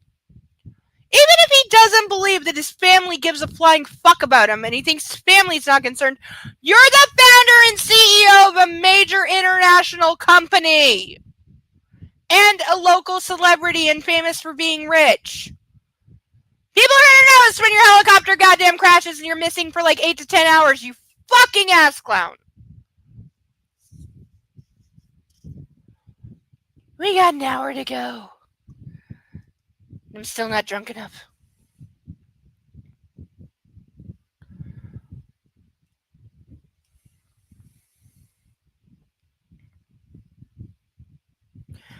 Maybe they are. Or is it someone else who's in the building tonight that's worthy of this kind of attention? Fortunately, the elevator is free. Once inside, I take off my shoes and socks. My feet are sore. It's a relief to be barefoot. I look at my shoes. I probably won't wear them again. Poor Roz. She's going to have some blisters tomorrow. I don't imagine Anna will be home. She's probably still at the bar. Oh yeah, because she of all people will have stayed at a bar and not noticed that you're missing. And it's on the fucking news. I'll go find her once I've swapped the battery on my phone, changed my shirt, and maybe had a shower. I take off my jacket as the doors to the elevator open and step into the foyer. The TV is blaring from the TV room. Odd. I wander into the living room. My family are all gathered there. Christian! Grace shrieks, and she races towards me like a tropical storm. So I'm forced to drop my jacket and shoes in time to catch her. This is his mother, by the way. She wraps her arms around my neck and kisses me vigorously on my cheek and hugs me. Hard. What the hell? You really can't understand that your mom is like, Jesus, how stupid is he? Okay, I understand what you're going for, E.L. James. You're a shit fucking writer and stupid, and you did no research, what the fuck ever. And we're supposed to believe, oh, he's so, like, damaged, he doesn't believe anyone can love him, and nobody would care if he died. And so he's so surprised that his whole family has apparently broken into his apartment. Why they're at his place? This is the only thing that makes no sense. They should be at the parents' place, not his place, but they're at his place, watching on the news the coverage of the search and rescue looking for him. And he's surprised that anybody noticed he crashed his helicopter and went missing, and that anybody cares when his mother tackle hugs him. And again, he's got no reason to believe this about his adoptive family. They've always treated him like family. They're very kind to him. They're good to him. They love him unquestioningly. He was adopted at the age of 4. Like, there's no reason that he should have lived his entire life to this point believing they didn't love him or didn't care about him, because he's been shown the exact opposite for 2 decades. And I'm aware of what kind of damage makes people feel unloved. I have that kind of damage. I still know when people actually love me from time to time. My family is a bunch of abusive bastards, so them not loving me is one thing. I was never wanted by them from the first place because a lot of reasons complicated shit. But on the rare occasion, there were 1 or 2 members of my family that actually loved me and treated me like a person, and I miss them terribly to this day. But I knew who loved me and who didn't, and I've been in relationships where I've been loved, and I'm able to know that and accept it and deal with it. You know, I never felt like I was incapable of being loved. I felt like I was surrounded by abusive assholes. But his family has always been like fucking Norman Rockwell.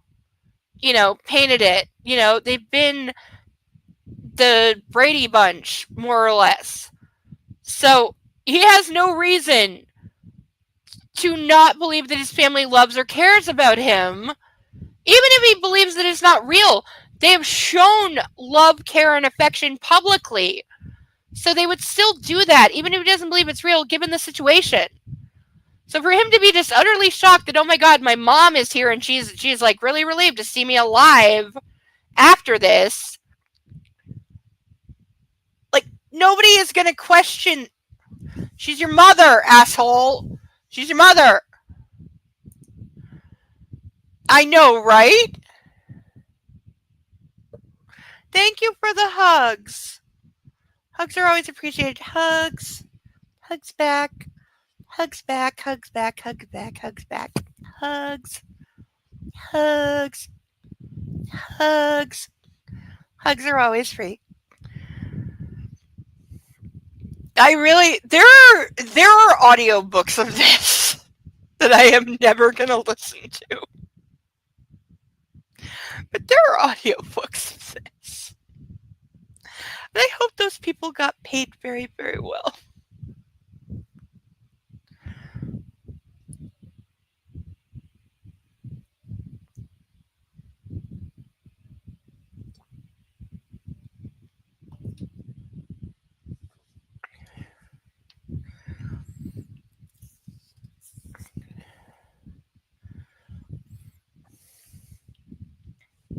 Mom, I thought I'd never see you again. Grace rasps, Mom, I'm here.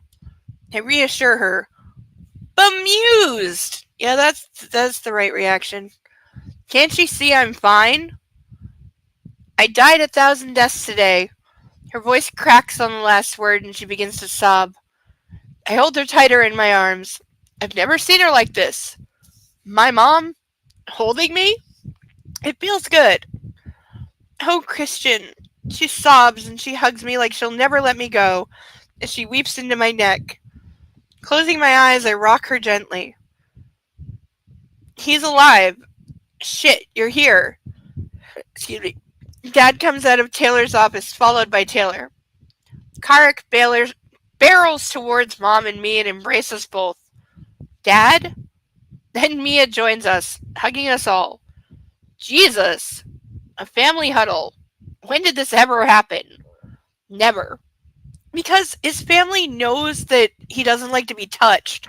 So they've always respected that. But they've shown him affection in other ways. Like,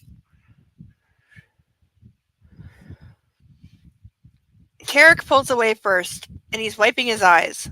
He's crying? Question mark. Mia and Grace step back. Sorry, Grace says. See, because his family knows how much he doesn't like to be touched. Even in this moment, his mom is apologizing. His mother is apologizing to him for having shown him affection, and in a moment of pure, oh my god, he's alive, like, hugged her son. Which, can anyone fucking begrudge her? Like, I sure as fuck can't. I know! Yes! No! If you're referring to Doug Walker and at the Comic-Con where he had him and several others in his hotel room on the bed and they started doing cartoon voices. No, that was from 50 Shades. They were reading lines from 50 Shades. Sorry. I didn't know about gamers doing a reading of Twilight.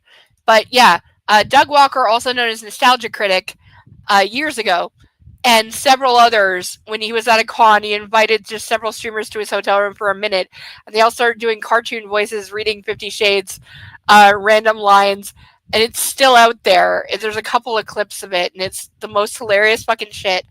There's also a BuzzFeed video of couples reading Grey, the first book in the reverse telling, to each other, and it's the funniest shit. I'll send you the links once I get off live. I'll send you the links, Deacon, and I will send you the first part of my fanfic.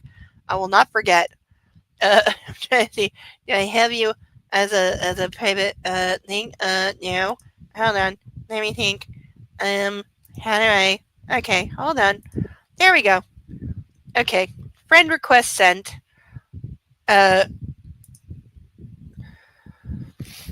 Unless I missed it. I don't think I missed it. But I sent you a friend request on Discord. So say yes, so we can talk and I can send you things. But yeah, because I know where those are and I have those. Aww. Please put music stuff in the chat. I will send you stuff. And please come back next week because your being here has been really spectacular. And I appreciate it so much. But have a good night. Have fun. Enjoy your music.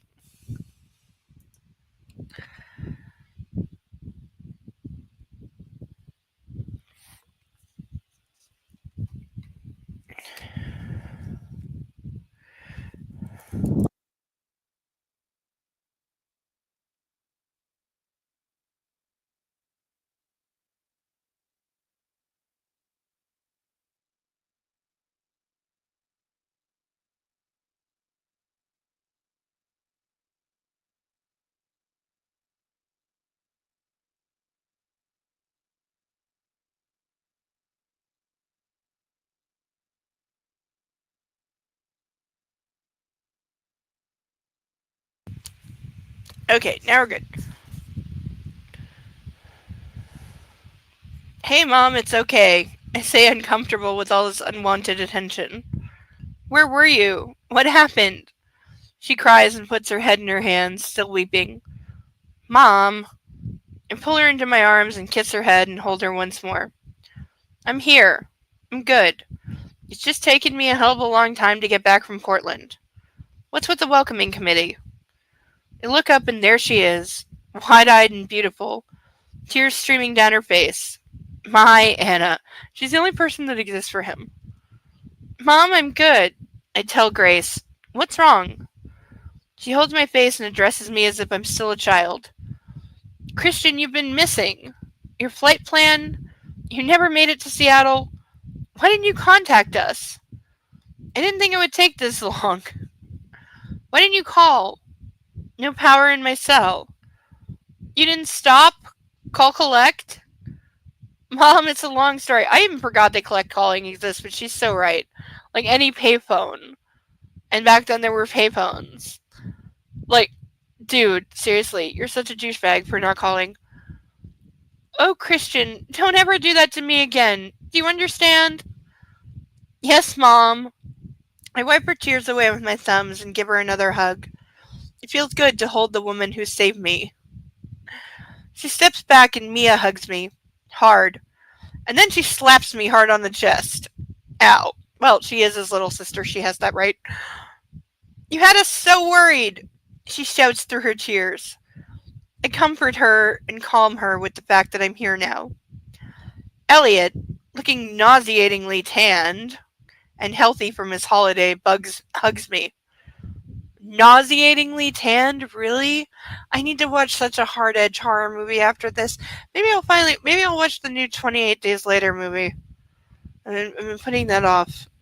Well, not so much as I just haven't remembered to do it, and I have to be in the mood for like proper horror, and those movies are proper horror, or at least I hope they haven't fully shit the bed and gone commercial garbage with this one. I hope they're still good. I mean, the second one wasn't as good as the first. The first one is like fucking legend, but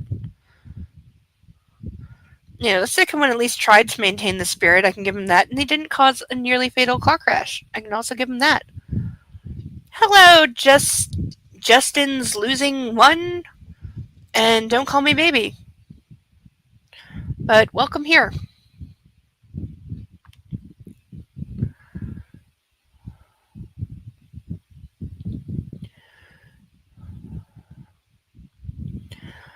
You had us so worried, she shouts through her tears.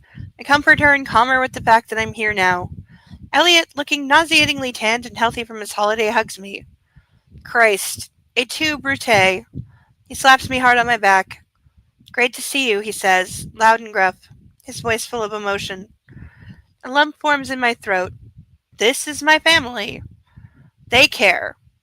They fucking care. They were all worried about me. Doi! Family first. I step back and look at Anna. Catherine stands behind her, stroking her hair. I can't hear what she says. I'm going to say hi to my girl now and tell my parents before I lose it. My mother gives me a teary smile, and she and Karik step aside. I walk towards Anna, and she uncurls herself from a seat on the sofa. She's a little unsteady when she stands. I think she's making sure I'm real. She's still crying, but suddenly she bolts towards me and in my arms. Christian, she sobs, I'm glad that you enjoy my voice. Please continue to do so. I don't need to know that, and if you keep going, you're going to be booted. Christian, she sobs. Hush, I whisper and hold her close. I'm relieved to feel her small, delicate frame pressed against me. I'm grateful for everything she is to me. Anna, my love. I bury my face in her hair and inhale her sweet, sweet scent. Look. She raises her beautiful, tear-stained face to me, and I plant a quick kiss on her soft lips. Hi, I whisper. Hi, she says, hoarse and husky. Miss me? A bit. She sniffles. I can tell. I wipe her tears away with my fingers. I thought, she sobs. I can see. Hush. I'm here. I'm here. I hold her close and kiss her again. Her lips are always so tender when she's been crying. Oh my god. Okay, one more comment and you're getting gone. But I gotta highlight that one. First highlight of the evening. I'm worried I don't have enough highlighted in this one. I really do. The other ones I had so much I had to cut out lines. But these ones I feel like there's just so much that's so garbage. Like there's not even anything worth like highlighting to do for the burn videos. I just cut the last one out. Now I'm gonna have another one like next week, and I have ducks to paint. I will get the duck painting done. I really will. It's been so hot and muggy and horrible that like I'm still genuinely I'm gonna have to put the ducks like in the oven or something to dry them because the paint's not gonna dry. But I'm still gonna do RAF duck. I'm gonna do the 4 colored ones as Star Trek and one of them as a chicken. The Minecraft one I'm gonna redo as Minecraft chicken because it's gone viral. It's fine. As soon as I find my paints, because I know they're here somewhere. It's just a question of where. Are you okay? She asks, and her hands are on me. Everywhere, it feels. But I don't mind. I welcome her touch. The darkness is long gone. Now there's a sudden leap forward. Oh, thank God. She wraps her arms around my waist and holds me. Damn. I need a shower, but she doesn't seem to care. Are you hungry? Do you need something to drink? She asks. Yes. She tries to step back, but I'm not ready to release her. I hold her and extend a hand to the photographer who's hovering. Why is he there? This is, above all, not only 2 things make no sense that they're in his apartment and that the photographer is still there. Mr. Gray, says Jose. Christian, please. Christian, welcome back. Glad you're okay, and thanks for letting me stay. No problem. Just keep your hands off my girl. Gail interrupts us. She looks a mess. She's been crying too. Shit. Mrs. Jones? It rocks me to my soul. Yeah, your staff cares about you, dipshit. Can I get you something, Mr. Gray? She's dabbing her eyes with a tissue. Oh my god.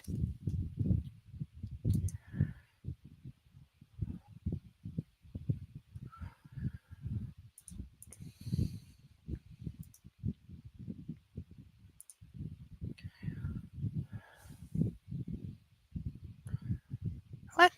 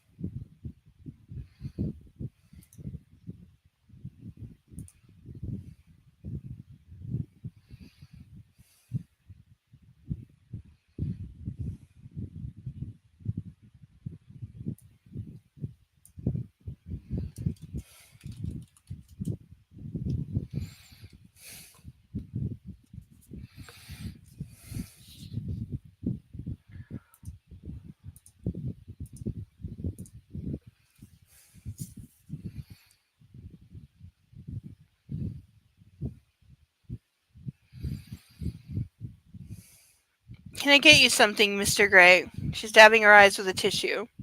A beer, please, Gail. Boudoir, and a bite to eat. I'll get it, Anna says. No, don't go. And I tighten my arm around her.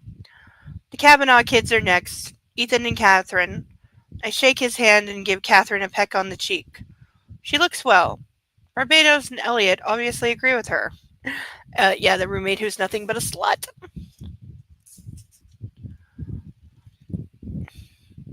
Mrs. Jones returns and hands me a beer. I refuse the glass and take a long draught of the Budvar.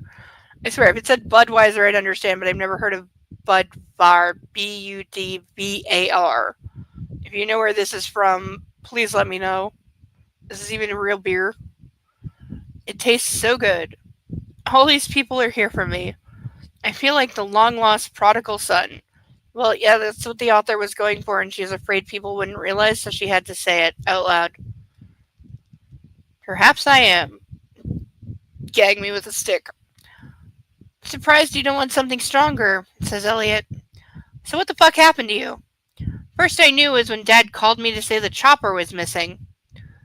Elliot, Grace admonishes him. Helicopter, for fuck's sake, Elliot, I hate the word chopper. He knows that. He grins, and I find myself grinning back at him.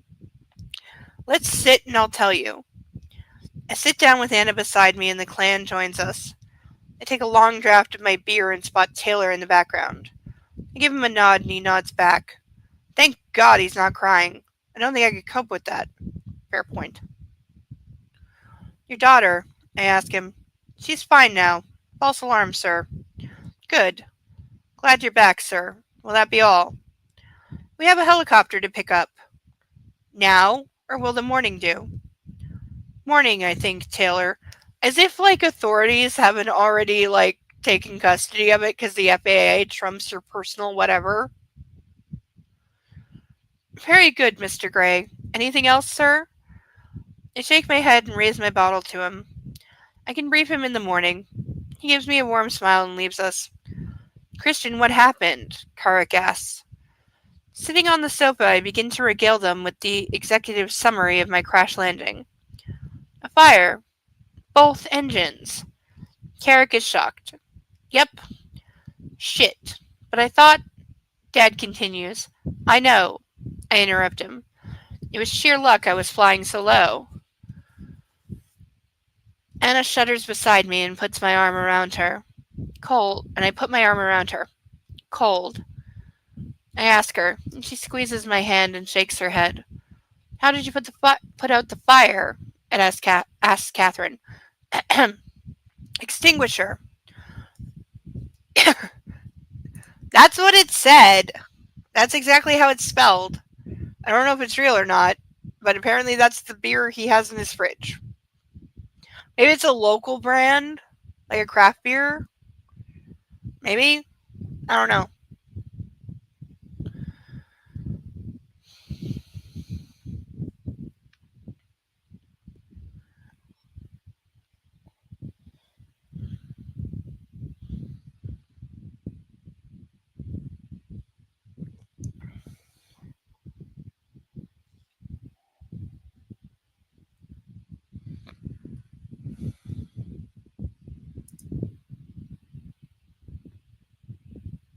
That makes negative sense.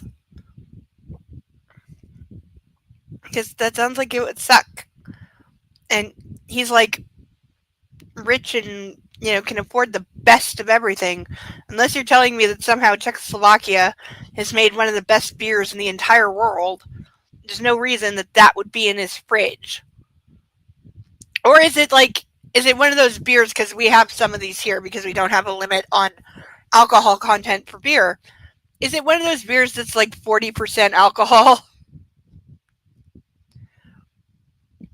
Yeah, what is the AVP, or what is it? Alcohol volume. Yeah, AVP, alcohol volume percentage. What percentage of this beer is alcohol? Because if it's 40 proof, then I understand. Because he's asking for a really strong beer while appearing not to be chugging vodka. That I would understand. But other than that, I don't know why he would have a random foreign beer in his fridge. Also, I think this is the first time we ever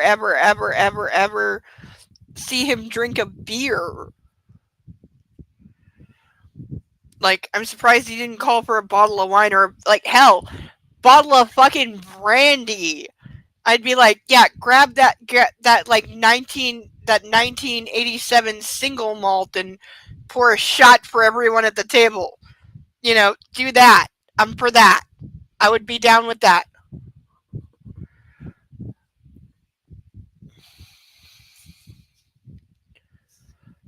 Excuse me.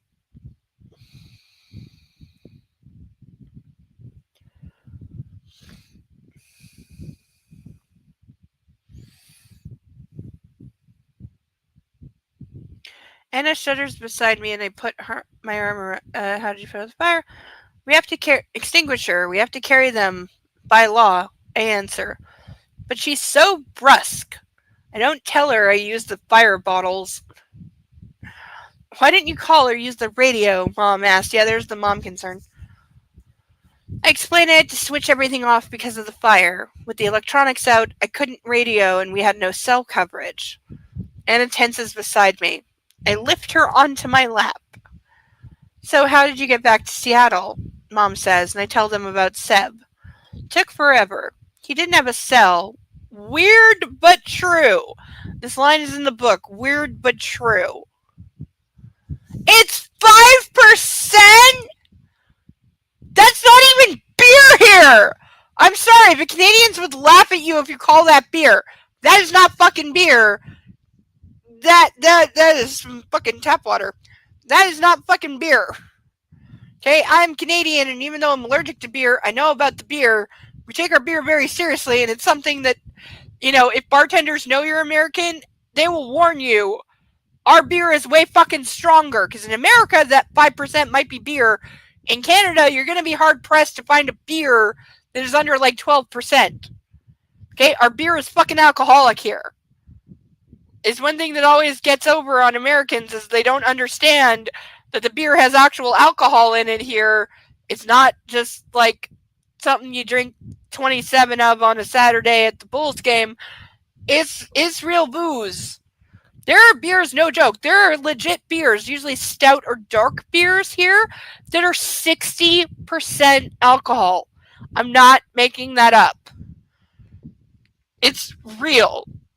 Beer can be the most potent thing if you get the right one. But on average, beers here are 10 to 12 to 13%. And that's normal. You would have to look for something with a lower alcohol content than that. It's the same. Most beers have the same alcohol content as the wine that I am drinking. This is 12%. This wine is 12%. Most beers are the same as this wine.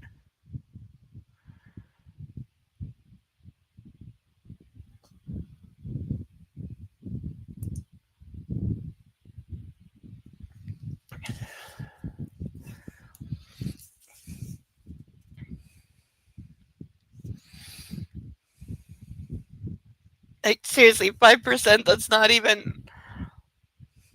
You can sell that at corner stores here, literally. You can sell that in the corner store. Because it's not even, fucking mouthwash has more alcohol than that.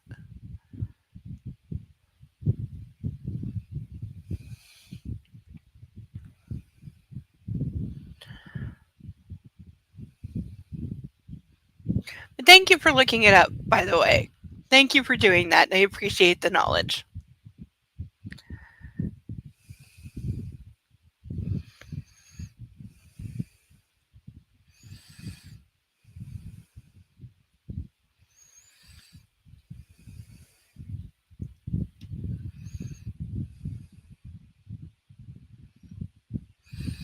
Weird but true. I didn't realize. And I look around at the concerned faces of my family and stop at my mom's. That we'd worry? Oh, Christian, we've been going out of our minds. She's pissed, and for the first time I feel a tad guilty. You so should. Flynn's lecture on strong familial ties for adoptees comes to mind. You've made the news, bro, says Elliot. Duh! I said this would happen. Yeah, I figured that much when I arrived to this reception and the handful of photographers outside. No, you fucking didn't! Bull fucking shit! No, you didn't! Even when you saw them and they were screaming your name and taking pictures of you, you still said, oh my god, it must be for somebody else. No, you didn't! So he's lying. You lying motherfucking asshole.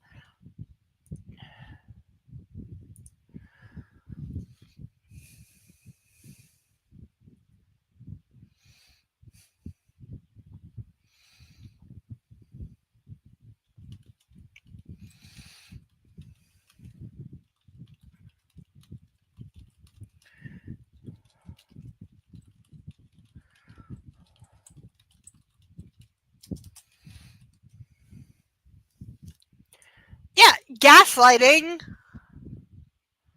Or going, oh, I should have realized that. Let me pretend that I did so I don't sound completely insane.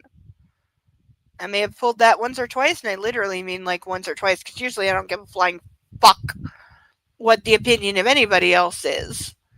I really am not interested in what your opinion of me is. But that comes from having a family that just disapproved of literally everything. I could say the sky is blue, and I'd get at least if there are 5 people in the room, at least would two of them would yell at me for having said anything at all because it's not your place to speak. You should be seen and not heard, and nobody talk to you. One of them would disagree that the sky is blue and instead say that it's neon lime green, and the other two would sit there silently pretending they don't see anything or hear anything while their children are being horribly abusive to one of their grandchildren. And when asked directly, why didn't you stop this, which I did, they would definitely say, like, oh, it's not our place to tell our children. No, it is your fucking place. When it's happening in front of you in your house, it's your fucking place to tell your grown adult children, shut the fuck up and stop abusing our granddaughter. That's your place. Yes! If I want your opinion, I will give it to you. Yes! I forget where that's from, but oh, remind me where that's from if you know. But yeah, I love that line. That and in Firefly, Jane saying, do you know what the chain of command is? It's the chain I go get and beat you with till you understand who's in command around here. That I understand. If I want your opinion, I'll give it to you. Who said it? I know. That's what's annoying me right now. I know. Because I love that line. I love that line. Who said it? Jesus, it's gonna bug me now. Who said it? Fuck! I'm blaming the wine. I'm entirely blaming the wine. That's not why. It's just whatever it is. I haven't seen it in a long time, and I can feel that in my brain. Trying to find it. I can't remember because I haven't seen it in forever. But who was it that said it? It was really good. Fuck! I'm gonna have to Google that later. Fuck!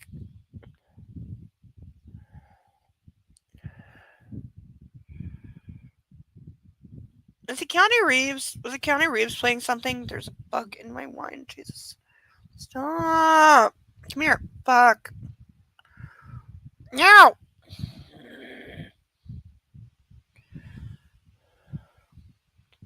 Ew. Was it Keanu Reeves saying that? I feel like it was him. I can't remember what. My brain is circling.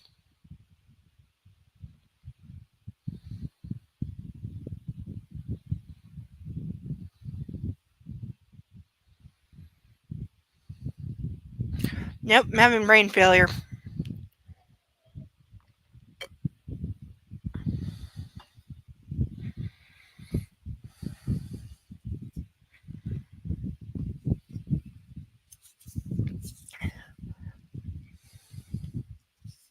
Somebody said it. Fuck, it's gonna bother me now. This is why having a computer in your pocket is good, because I can tap on Chrome and wait for my phone to be really slow.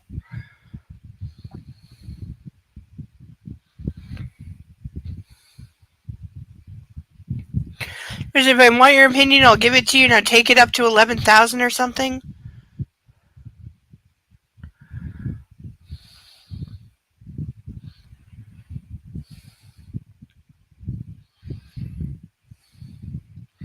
It's in G.I. Jane! Christ fuck! I love G.I. Jane. I need to watch that. I haven't seen that movie in way too goddamn long. Yeah. It's in G.I. Jane. I loved that movie. I was a little girl when that came out. And I love that movie. I absolutely love it. It was such a girl power movie, and I loved it. Can't say I understood everything about it at the time because I was too young. But yeah, oh my god, did I love that movie. Till my mom caught me watching it, and that's probably why I stopped watching it, because she was, shall we say, did not approve of me watching that movie. I, of course, not realizing there's nudity in that, and that's what she was like objecting to. I didn't even realize that because that was not the important part of the movie, so what do I care? Like, not that I didn't enjoy seeing Demi Moore's tits. Because it was gay, but I wasn't allowed to be.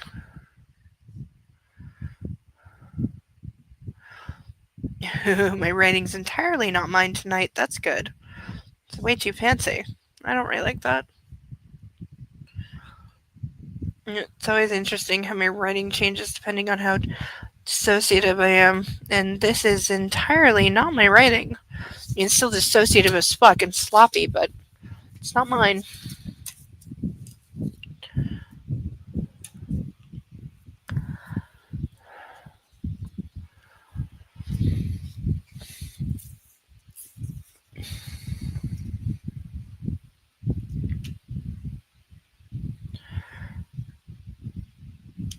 I'm sorry, Mom. I should have asked the driver to stop so I could phone, but I was anxious to be back. Grace shakes her head. I'm just glad you're back in one piece, darling. Anna sags against me. She must be tired. Both engines, Carrick mutters again with disbelief. Go figure. I shrug and run my hand down Anna's back. She's sniffling again.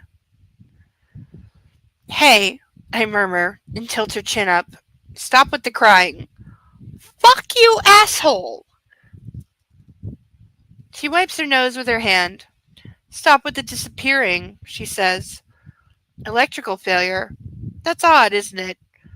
Carrick won't leave it alone. Okay, his father's being a bit of a dick right now because this is not the time or place. I understand you're concerned and you're like in investigation mode and somebody tried to kill your son. I get it, but not the time or place. Shut the fuck up. Let the FAA do their thing and then ask questions tomorrow.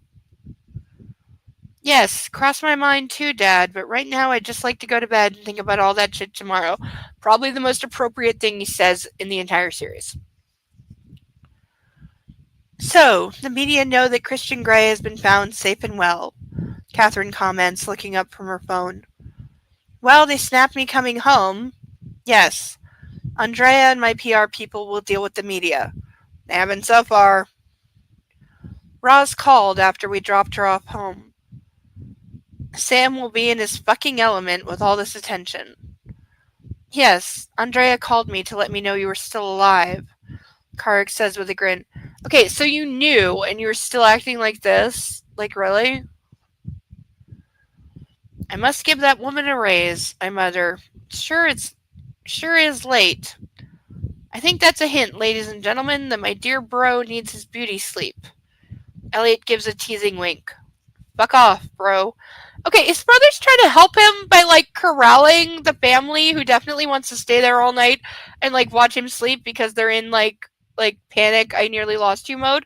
His brother's trying to do him a serious solid and risking the ire of their mother, which is no small feat, by trying to get the family out of there to give him some privacy because he knows, like, he's not comfortable with all the family attention. So his brother's genuinely risking pissing off their really fragile right now mother, trying to get the whole family out of there to give his bro some peace, and he's mentally acting like a dick to his brother, who's trying to help you.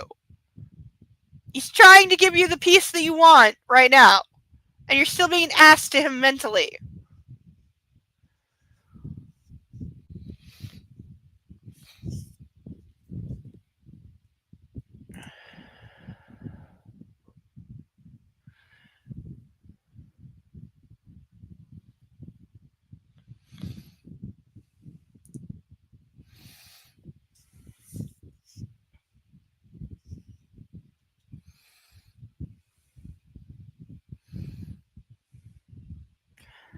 Carrie, my son is safe, Mom announces. You can take me home now. This is also wildly out of character, but that's what you do when you write yourself into a corner and you're a shit fucking writer. Because any decent writer would have his mom insisting on sleeping on the couch or saying, I don't care if I'm being irrational, I'm not leaving him for tonight. He's my son and he's not being out of my sight and I'm staying here and I don't care who thinks that I'm irrational and being a crazy mommy. I'm still doing it. If you get in my way, I'll take your fucking head off. That's a real mommy. That's what really should happen. Yes, I think we could use the sleep, Carrick replies, smiling down at her. Stay, I offer. There's room enough. No, sweetheart, I want to get home. Now that I know you're safe, said no mother ever. She would be sleeping in bed with him tonight, holding him and making hot chocolate and suggesting stuffed animals, because her mommy is so far up beyond the scale. She would not be stopping. ever in the history of ever.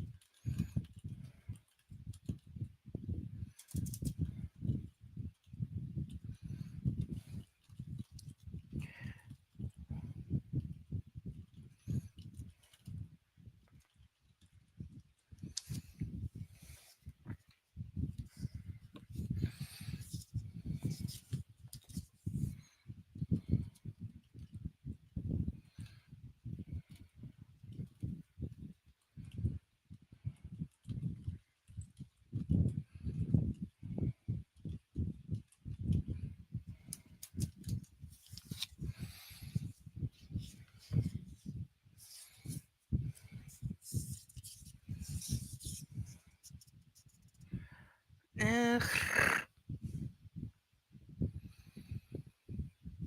I want to get home now that I know you're safe. I ease on onto the couch and stand as everyone starts making a move. Mom hugs me once more and I embrace her. I was so worried, darling, she whispers. I'm okay, Mom. Yes, I think you are, she says, and gives Anna a quick look and a smile.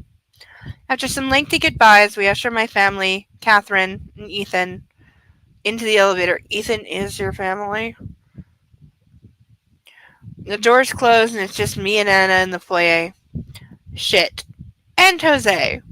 He's hovering in the hallway. Look, I'll turn in. Leave you guys, he says. Do you know where to go? I ask. He nods. Yeah, the housekeeper. Mrs. Jones, Anna says.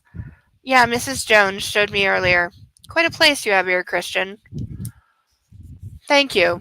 I respond and place my arm around Anna and kiss her hair. I'm going to eat whatever Mrs. Jones has put out for me. Good night, Jose. I turn and leave him with my girl. That's arguably improvement, but it's also not. He'd be a fool to try anything now. There we go. There it is. There's the narcissism of I have put such a mark of ownership on this woman. And I'm hungry. Right. So you're hungry, so that overrides your protective narcissistic bullshit. That's what it is. Mrs. Jones hands me a ham and cheese sandwich with lettuce and mayo. Thank you, I tell her. Go to bed. Yes, sir, she says with a sweet smile. I'm glad you're back with us. She leaves and I wander into the living room area and watch Rodriguez and Anna. I finish my sandwich as he hugs her. He closes his eyes. He adores her. Can't she tell? She waves him off and then turns and sees me watching her. She walks towards me and then stops and stares. I drink her in.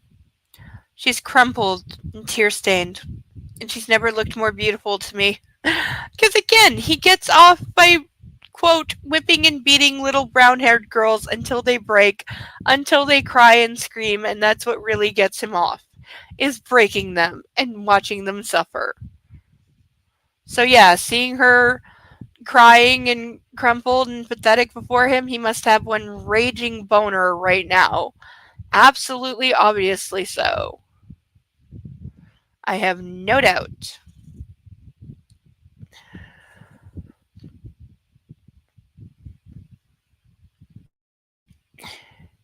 She's a welcome sight.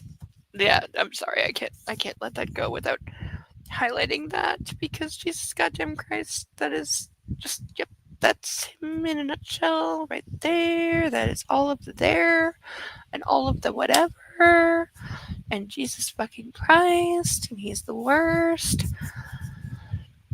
She's home. My home. My throat burns. He's still got it bad, you know, I murmured to distract myself from the intense emotion. And how could you know that, Mr. Gray? I recognize the symptoms, Miss Steele. I believe I have the same affliction. I love you. Her eyes grow larger, serious. I thought I was never going to see you again, she whispers. Oh, baby. The knot in my throat tightens. It wasn't as bad as it sounds. Yes, it actually was. I try to reassure her. She collects my jacket and shoes from where they lie on the floor and walks towards me. I'll take that, I say, retrieving my jacket. And we stand there, regarding each other. She's really here. She was waiting for me. Where the fuck? Like, seriously. Seriously, there's not feeling loved and then there's stupid. This is stupid. For you, Gray. When I thought no one would ever wait for me. I pull her into my arms. Christian, she chokes, and she starts crying again. By the way, this is the last page, and we're going to end early. We're a little shy of midnight, but I'm giving in tonight. I'm giving in. We got to the end of the chapter. The next chapter, in and of itself, is about 40 pages, so it's about the right length. So, actually, no, it's not.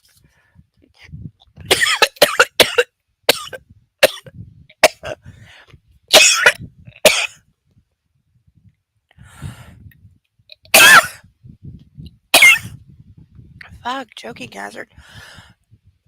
Oh, deadly. But we're gonna finish, like, it's like 10 minutes early. We're gonna finish like 10 minutes early, and we'll read the last chapter tonight. We'll keep it clean. I'll fix the title. I seriously just choked on nothing. I'm fine. But, wow. But yeah. It's been a long slog. I gotta say, the guy. Fucking A.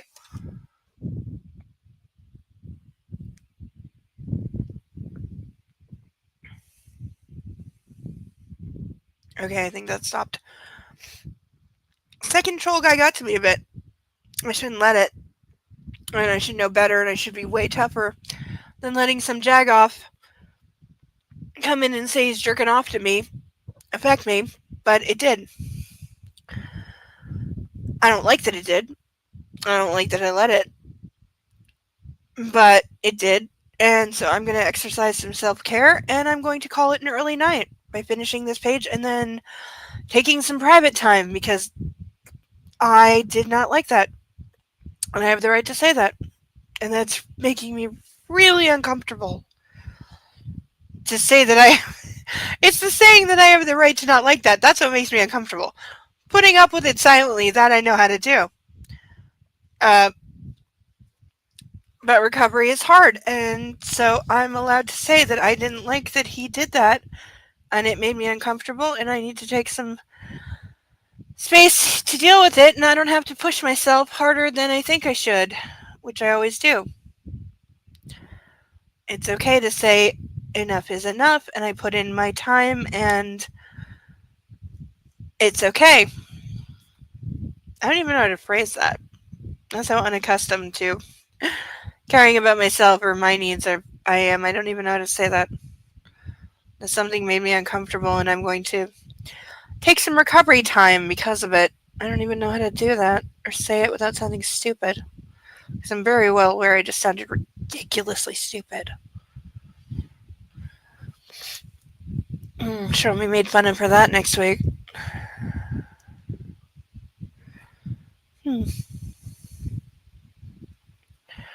She's really here. She was waiting for me.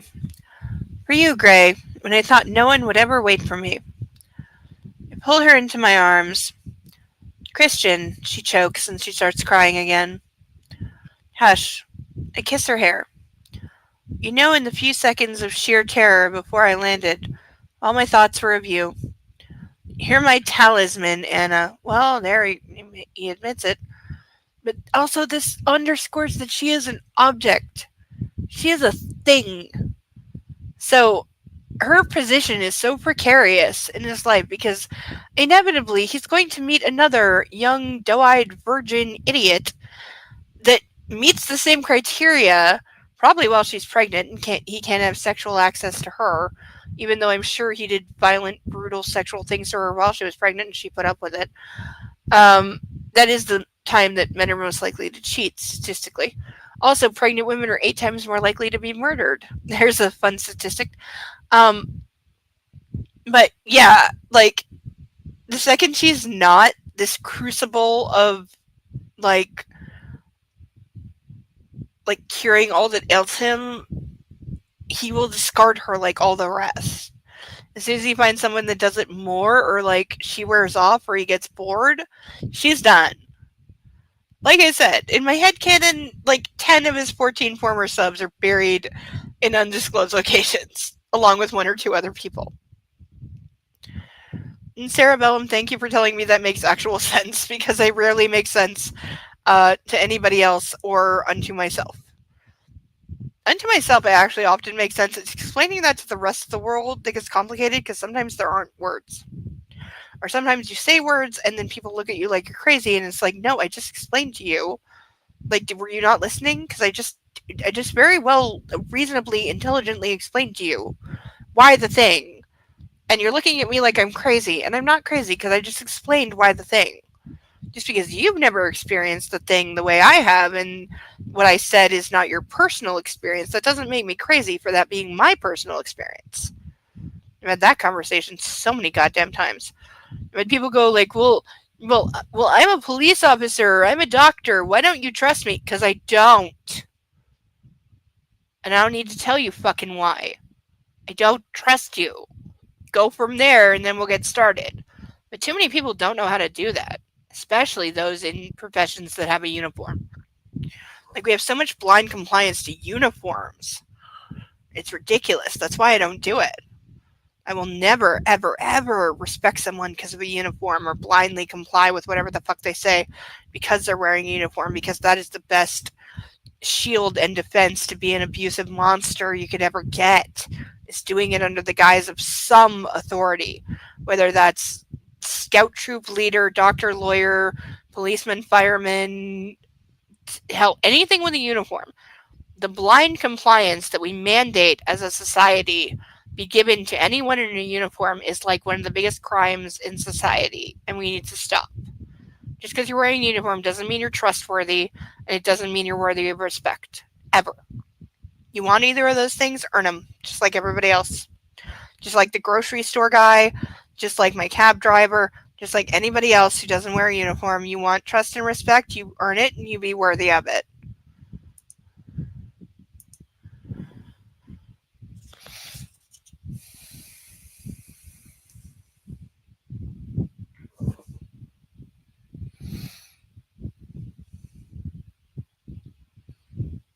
Hush. I kissed her hair. You know, in the few seconds of sheer terror before I landed, all my thoughts were of you. You're my talisman, Anna. I thought I'd lost you, she says, and we stand in silence, holding each other. I remember dancing with her in this very room. Witchcraft! How I wish I had some right now. That was a moment to remember, like now, and I never want to let her go. Excuse me. She drops my shoes, and it startles me when they bump on the floor. Come and shower with me. I'm filthy from my marathon trek. Okay. She looks up at me, but doesn't release me. I tip her chin back. You know, even tear stained, you're beautiful. Anna Steele. I think it's the first time he's ever actually called her Anna instead of Anastasia, which is also a control freak thing. I kiss her tenderly, and your lips are so soft. I kiss her again, taking everything she has to offer. She runs her fingers through my hair. I need to put my jacket down, I whisper. Drop it, she orders, against my lips. I can't. Leaning back, she cocks her head, bemused. I let her go. This is why. And from inside the pocket, I pull out her present to me. End of chapter! And that's where we're going to leave, even though I actually had a place marked, like 10 pages into the next chapter where we're supposed to stop. But things don't always go according to plan, because life. And so we'll read the whole next chapter, even though it's a little over. It's a lot over a page count, but fuck it. It's a lot over a page count, but fuck it. We'll finish the book next week, I promise this. Even though it's like 70 pages, we'll finish it because I said so. And that's all I can offer for explanation right now. Because I am woman, hear me roar. That's why. We will finish the book next week. And then we will go on to the next one. Thank you for your. Thank you. Genuinely, thank you. You're very supportive, and thank you. And I appreciate it. And I know it's not easy. And thank you. So, even though we are 9 minutes short, I am going to cut myself some slack and say that it's been a bad day followed by a long evening and trolls and sexually abusive comments in the sexually abusive comments in the chat that I don't deserve and I should not be subjected to, but they happened and they had an effect, and I have the right to protect myself and say I need a minute to deal with that. So that is what I am going to do. Please take a listen to any women out there that feel like you have to put up with that kind of fucking shit of a guy saying, I like your sexy voice, keep talking because I'm about to come from hearing you. Kick them the fuck out, report them, ban their accounts, and don't put up with that shit ever. You don't deserve it, and it shouldn't happen. So that is going to do it for this evening. Sorry it's lackluster, but we have our pantheon of ducks. We've had these ducks for a month. I am really hoping that at least next week we get one of the new ducks. I've had these ducks for a month. None of them have come out of the bag yet. I've got more to paint. I will get on that. I will post pictures in the Discord as I paint the ducks. But we have ducks, so hopefully next week we'll get at least one duck. That would make me really happy.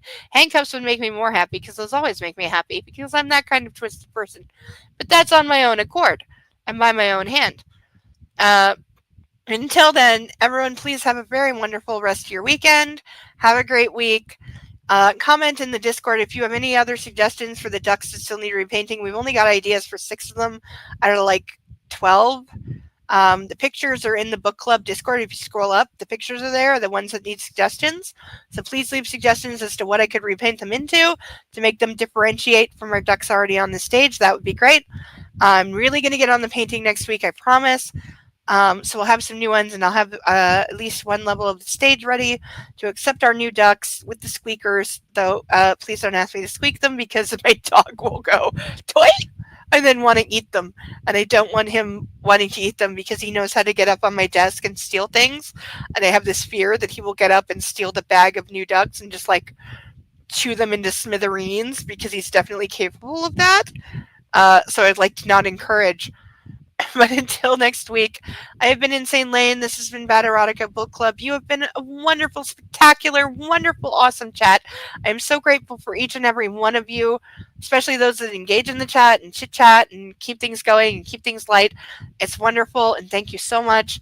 You are the absolute best, and I live for you, and you're the best, and I wish you all the best luck and happiness in the coming week, and I hope to see you next week. Until then, I've been Insane Lane, and this has been Book Club. Love on yourself and love a fur baby. Check out my body cam channel called Canadian Girl Reacts, and I will see you next week.